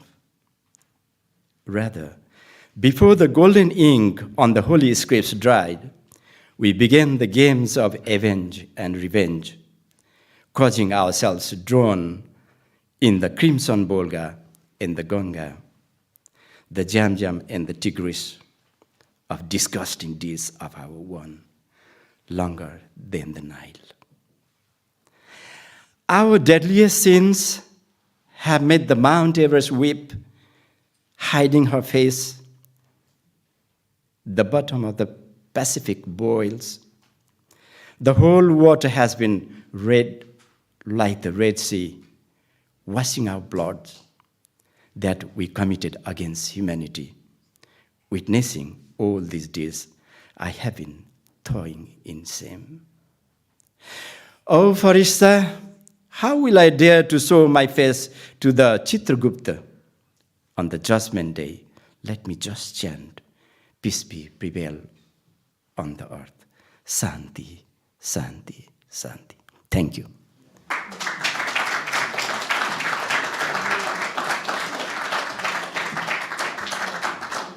Santi, Santi, Santi. Thank you very much, Dr. Rupak Shrestha. At this juncture, without further ado, we'll call on all the speakers back on stage. So, say again? I didn't hear. Yeah. Want to appreciate them first, if you have questions. So quickly, we'll call on all the speakers back on stage so we appreciate them properly. And if you have any question quickly, we'll just use that opportunity to do that. So we'll call on, in no particular order, Catherine Tui, MBE, Shahd Karaeen, Dr. Rupak Shrestha, and Nayeema Mahjoor. Make them feel welcomed with a warm round of applause.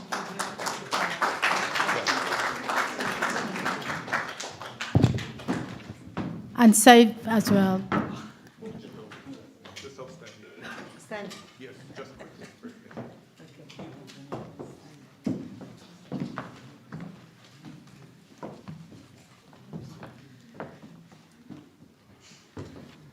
Yes, so if anyone has one or two questions, I think we'll just take two questions because of time. We're really coming to the end of this beautiful day.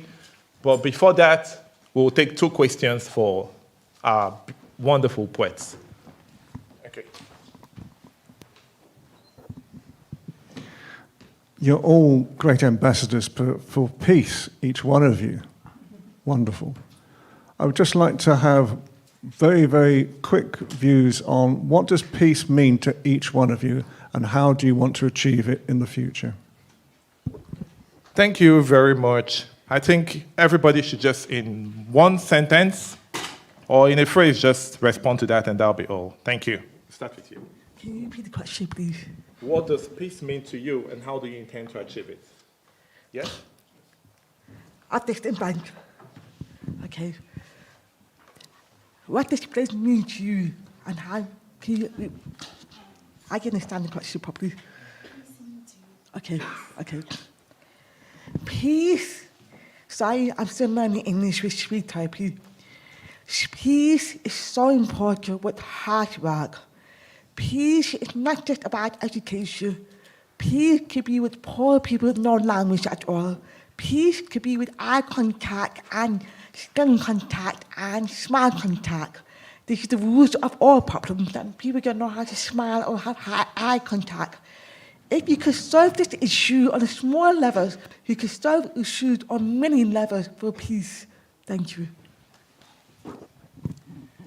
Thank you very much for this question, which is very important for all of us. For me, peace is when you move freely in your area, in your motherland, when you don't have restrictions over you, when your voice is not curtailed, when you have freedom of expression, and when you live in coexistence, and there is no restrictions on that, with whom you live, with whom you enjoy, and the culture which you cherish, and whatever you want to eat, you want to have a dress, and you want to live like, that's peace for me. But I'm so sorry, I haven't seen that. My childhood has gone like ashtray, which I have already said, because I haven't seen peace for my life. Thank you. Thank you. I have already said something about what I feel about peace while reciting my poem as well. Peace, for me, is what I understand is the only word that all the humankind is looking for. All the creatures, even the plants, is looking for. So only with the word that we carry in our life, we practice in our life, that changes, that transforms our life, our society, our home, and the universe. Not only the whole universe into prosperity and peaceful. And it will be the paradise. Thank you. I love that question because I didn't find peace in myself.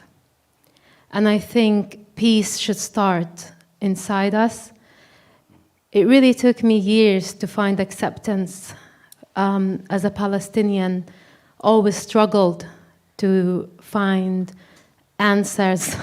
In my mind, I was thinking, what's peace? I want peace for my people. Why my identity? I'm not proud sometimes because we're never really celebrated. But then I figured who I am, and through that, I found inner peace. Then I started to wanting to spread a message of peace. So for me, when I accepted myself, I realized that it's so much easier for everyone to accept me.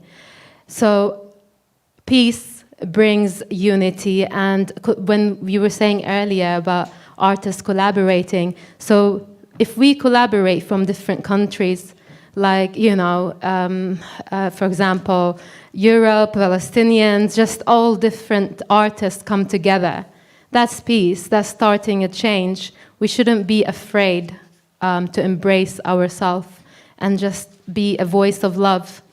It has many meanings, but, we're here to spread peace. Thank you. I must say this is a very difficult question. The first thing that pops in my head is peace is when you turn the news and there is no disasters, no wars, no killing, no bombing. And unfortunately, this day hasn't come yet. I'm sorry.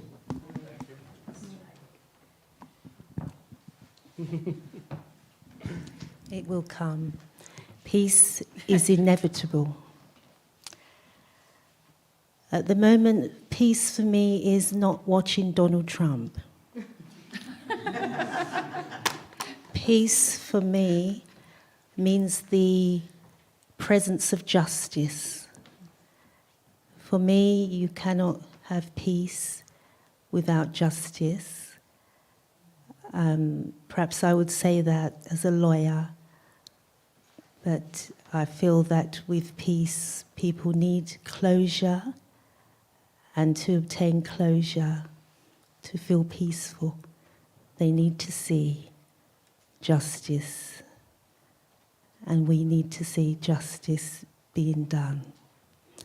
But we also need reconciliation and forgiveness for peace. We have to learn to forgive. We don't have to forget, but we can forgive.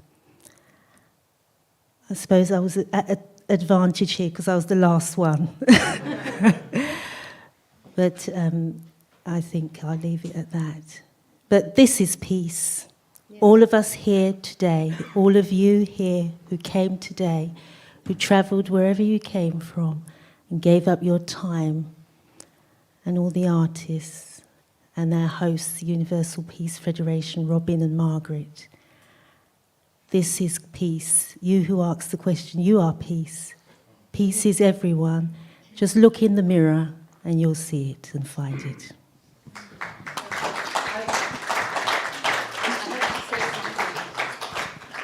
I just want to say something.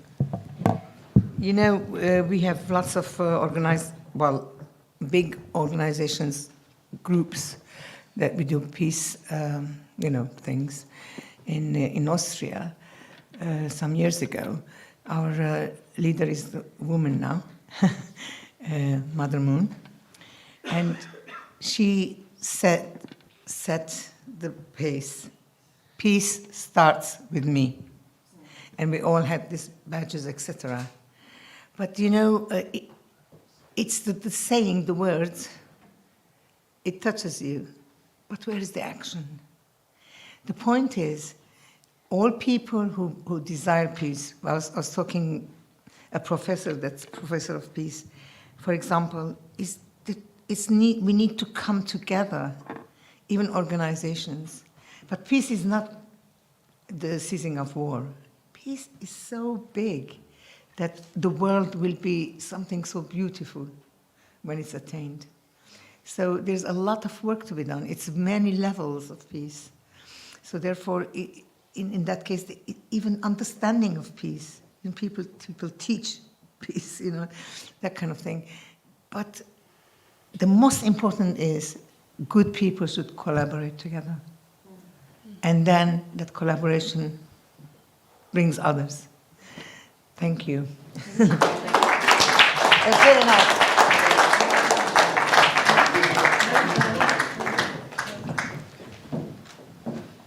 Thank you, thank you. Keep clapping till they take their seats.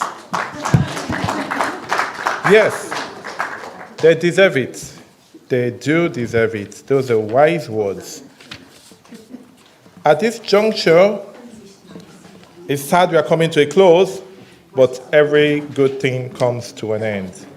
We will call on a very wonderful, majestic opera singer who would do a wonderful rendition, but while that is going on, there will be a book sale happening behind. Dr. Sangita, yeah? There will be a book sale happening behind, and the cash machine is ready, and proceeds, a fraction of the proceeds goes to UPF for all their peace advocacy campaign. But right now, we'll call on the majestic opera singer Marisa De Muro. So welcome her with a wonderful round of applause.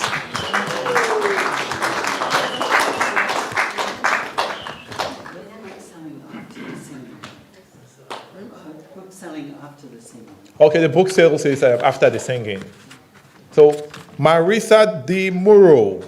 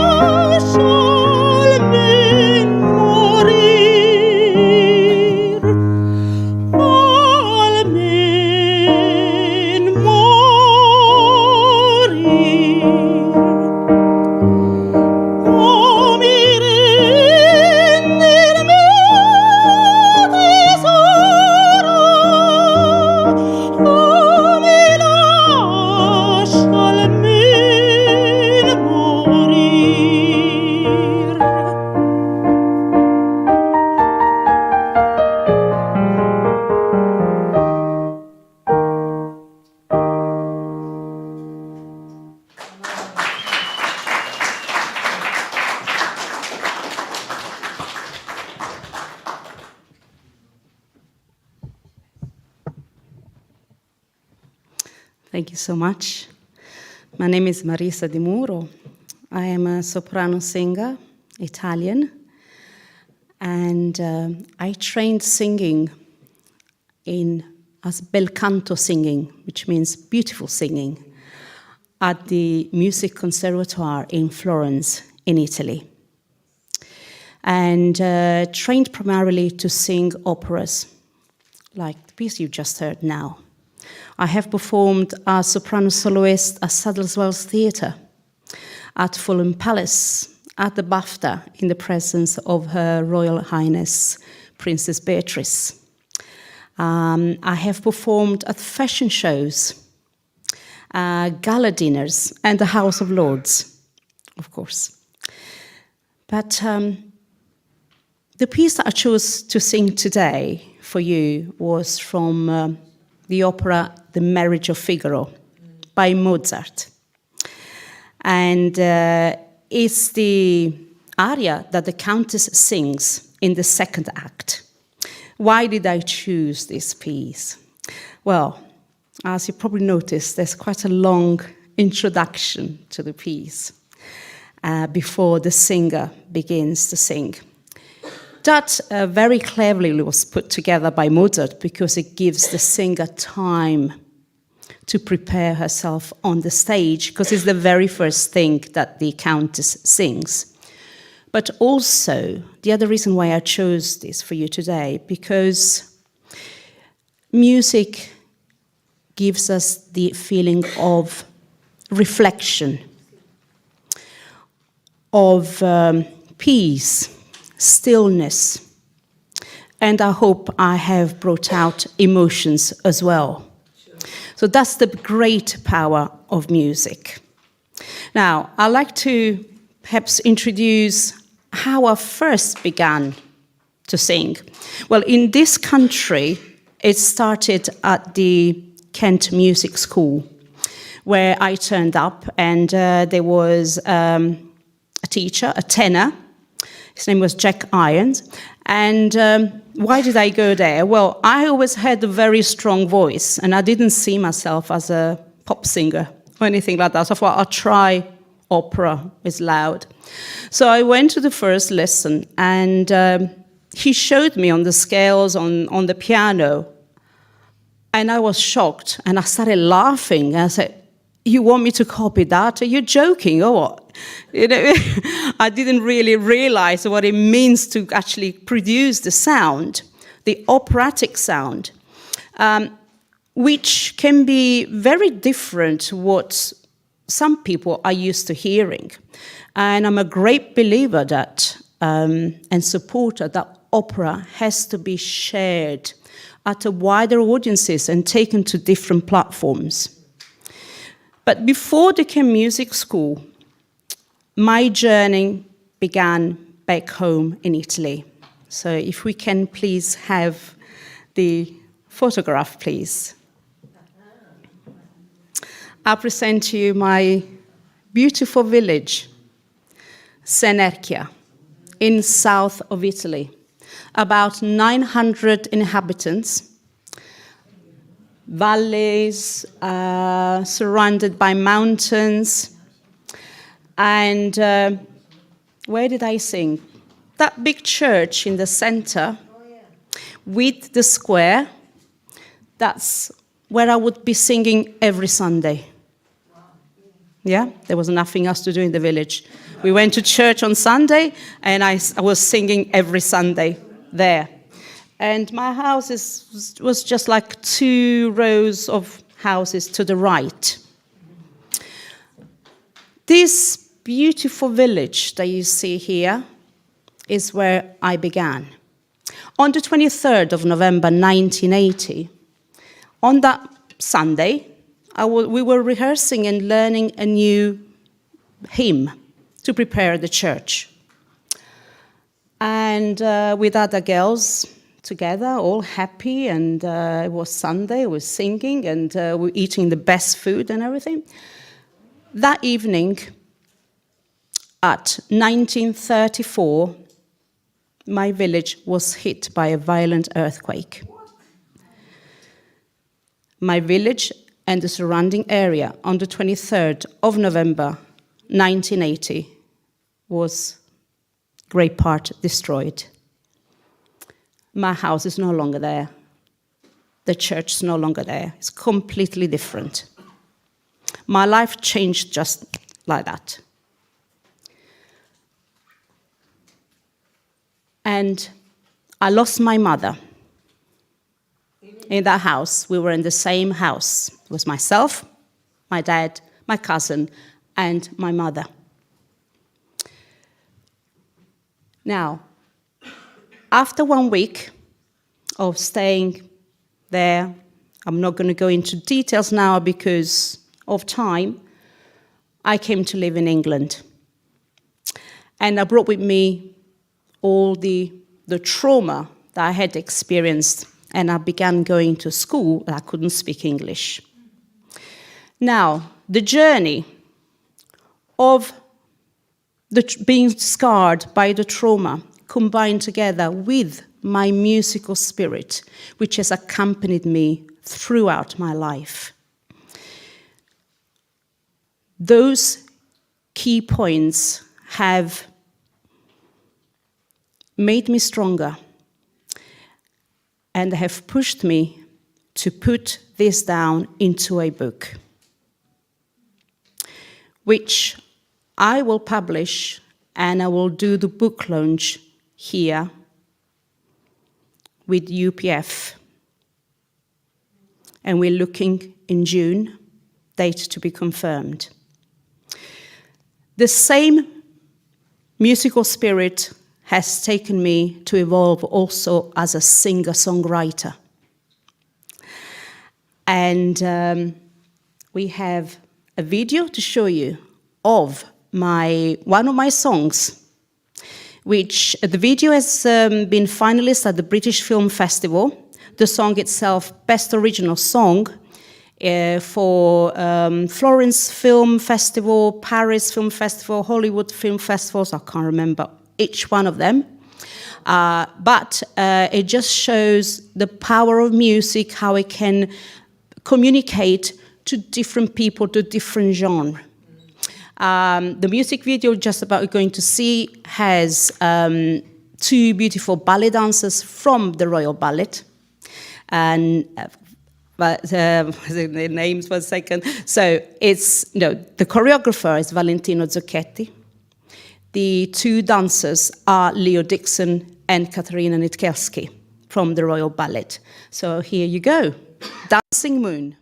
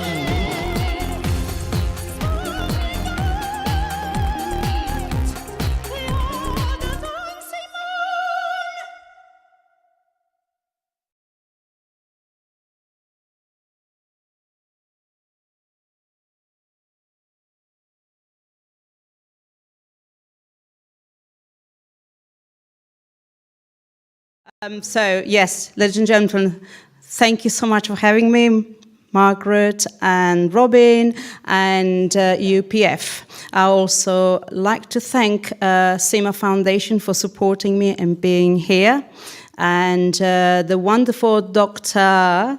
Gina Freyes for this wonderful hat, and the Argentinian designer Stella Marisafele for my dress.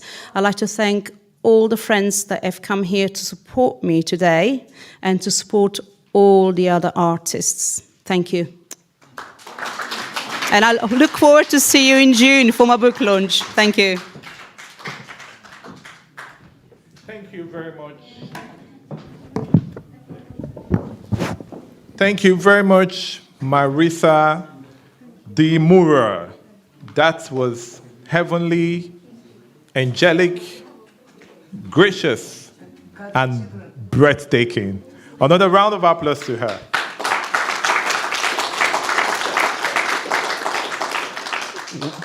At this juncture, we will call on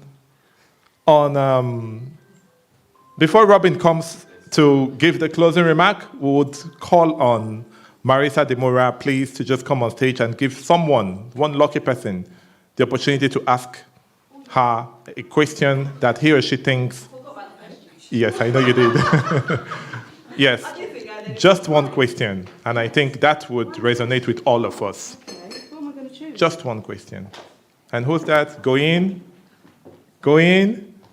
Just one question. Anyone? Gone. Okay. That was a very powerful performance, and your story is so touching. And I know that you had gone a long way with the traumatic experience from the past. Well, looking at the future, where is your next show that we can see you, or what's your plans in the future? Plans in the future is to actually create more original music. I'm actually in the process of creating a new song with the collaboration with the rapper. Yeah, I'm actually in an equestrian show in Kent where they have sold out all the time. So I'm singing this massive arena with beautiful Spanish horses and Portuguese riders around me. So yes, I embrace every opportunity that there is to promote arts and to promote singing and to promote bel canto singing, which I remain a true ambassador of that. Is my training. And yeah, more stages, the better. Thank you. Thank you. Thank you very much, and a round of applause to the majestic opera singer as she takes her seat. And we'll call on our Secretary General, Robin Marsh, to give us the closing remark. A round of applause as he comes on stage. Thank you, Robin. Hasn't he been great? He's been a great MC, huh? Oh, it's been a wonderful, wonderful afternoon. We've really been moved. The poetry, the art, the music. I love the kind of the lyre or the lute, the lyre and the poetry together. I loved also Catherine singing. It was very nice. It was lovely. But so many elements which were so good. Just so many elements you can catch and absorb. And thank you so much, Amina, for coming in and talking about your art. It was lovely to hear about your art, and also Rhoslyn. So there have been so many things. Maybe if I didn't mention you, please don't get offended, because actually there's been so much which is so good here.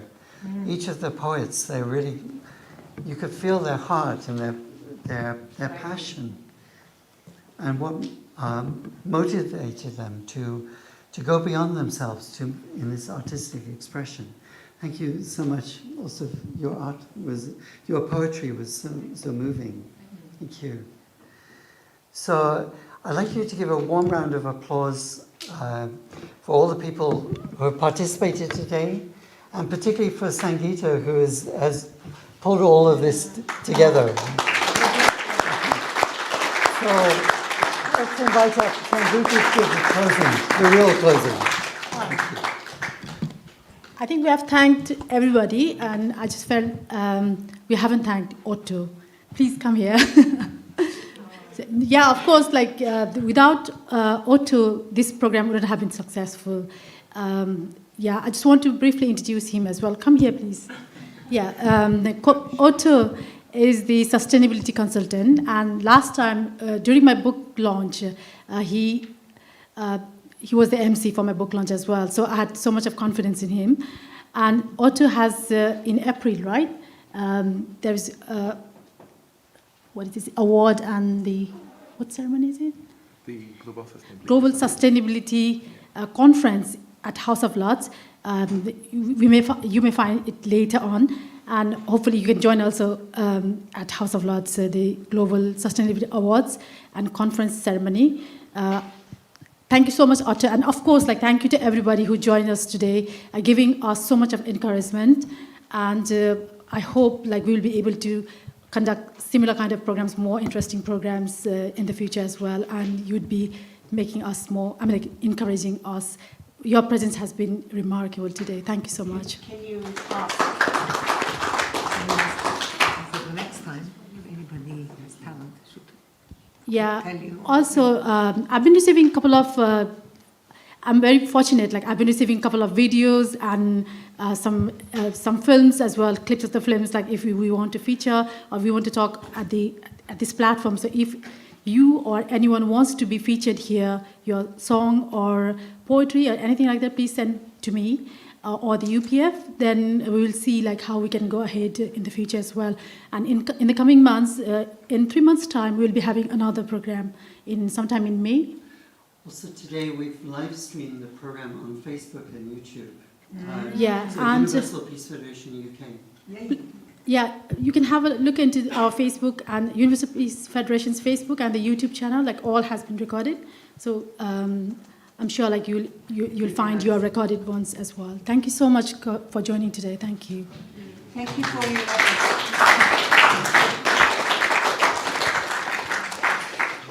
We have one more request. Well, actually, two requests. One is you're welcome to stay, but if you could do it maybe outside or downstairs. And also, if you could put your chairs at the back, that would save us a great job. But you're welcome to stay, and please network and make friends, and and also, please look at the books. Please take your time also to look at the art and the books. But we are going to be doing some interviews for the artists up at the front with our great journalist, Mr. Ian Pelham-Turner. So if you're an artist who's performed today and you want to be interviewed, please come up. Thank you. Have a safe journey home, everyone. Thank you.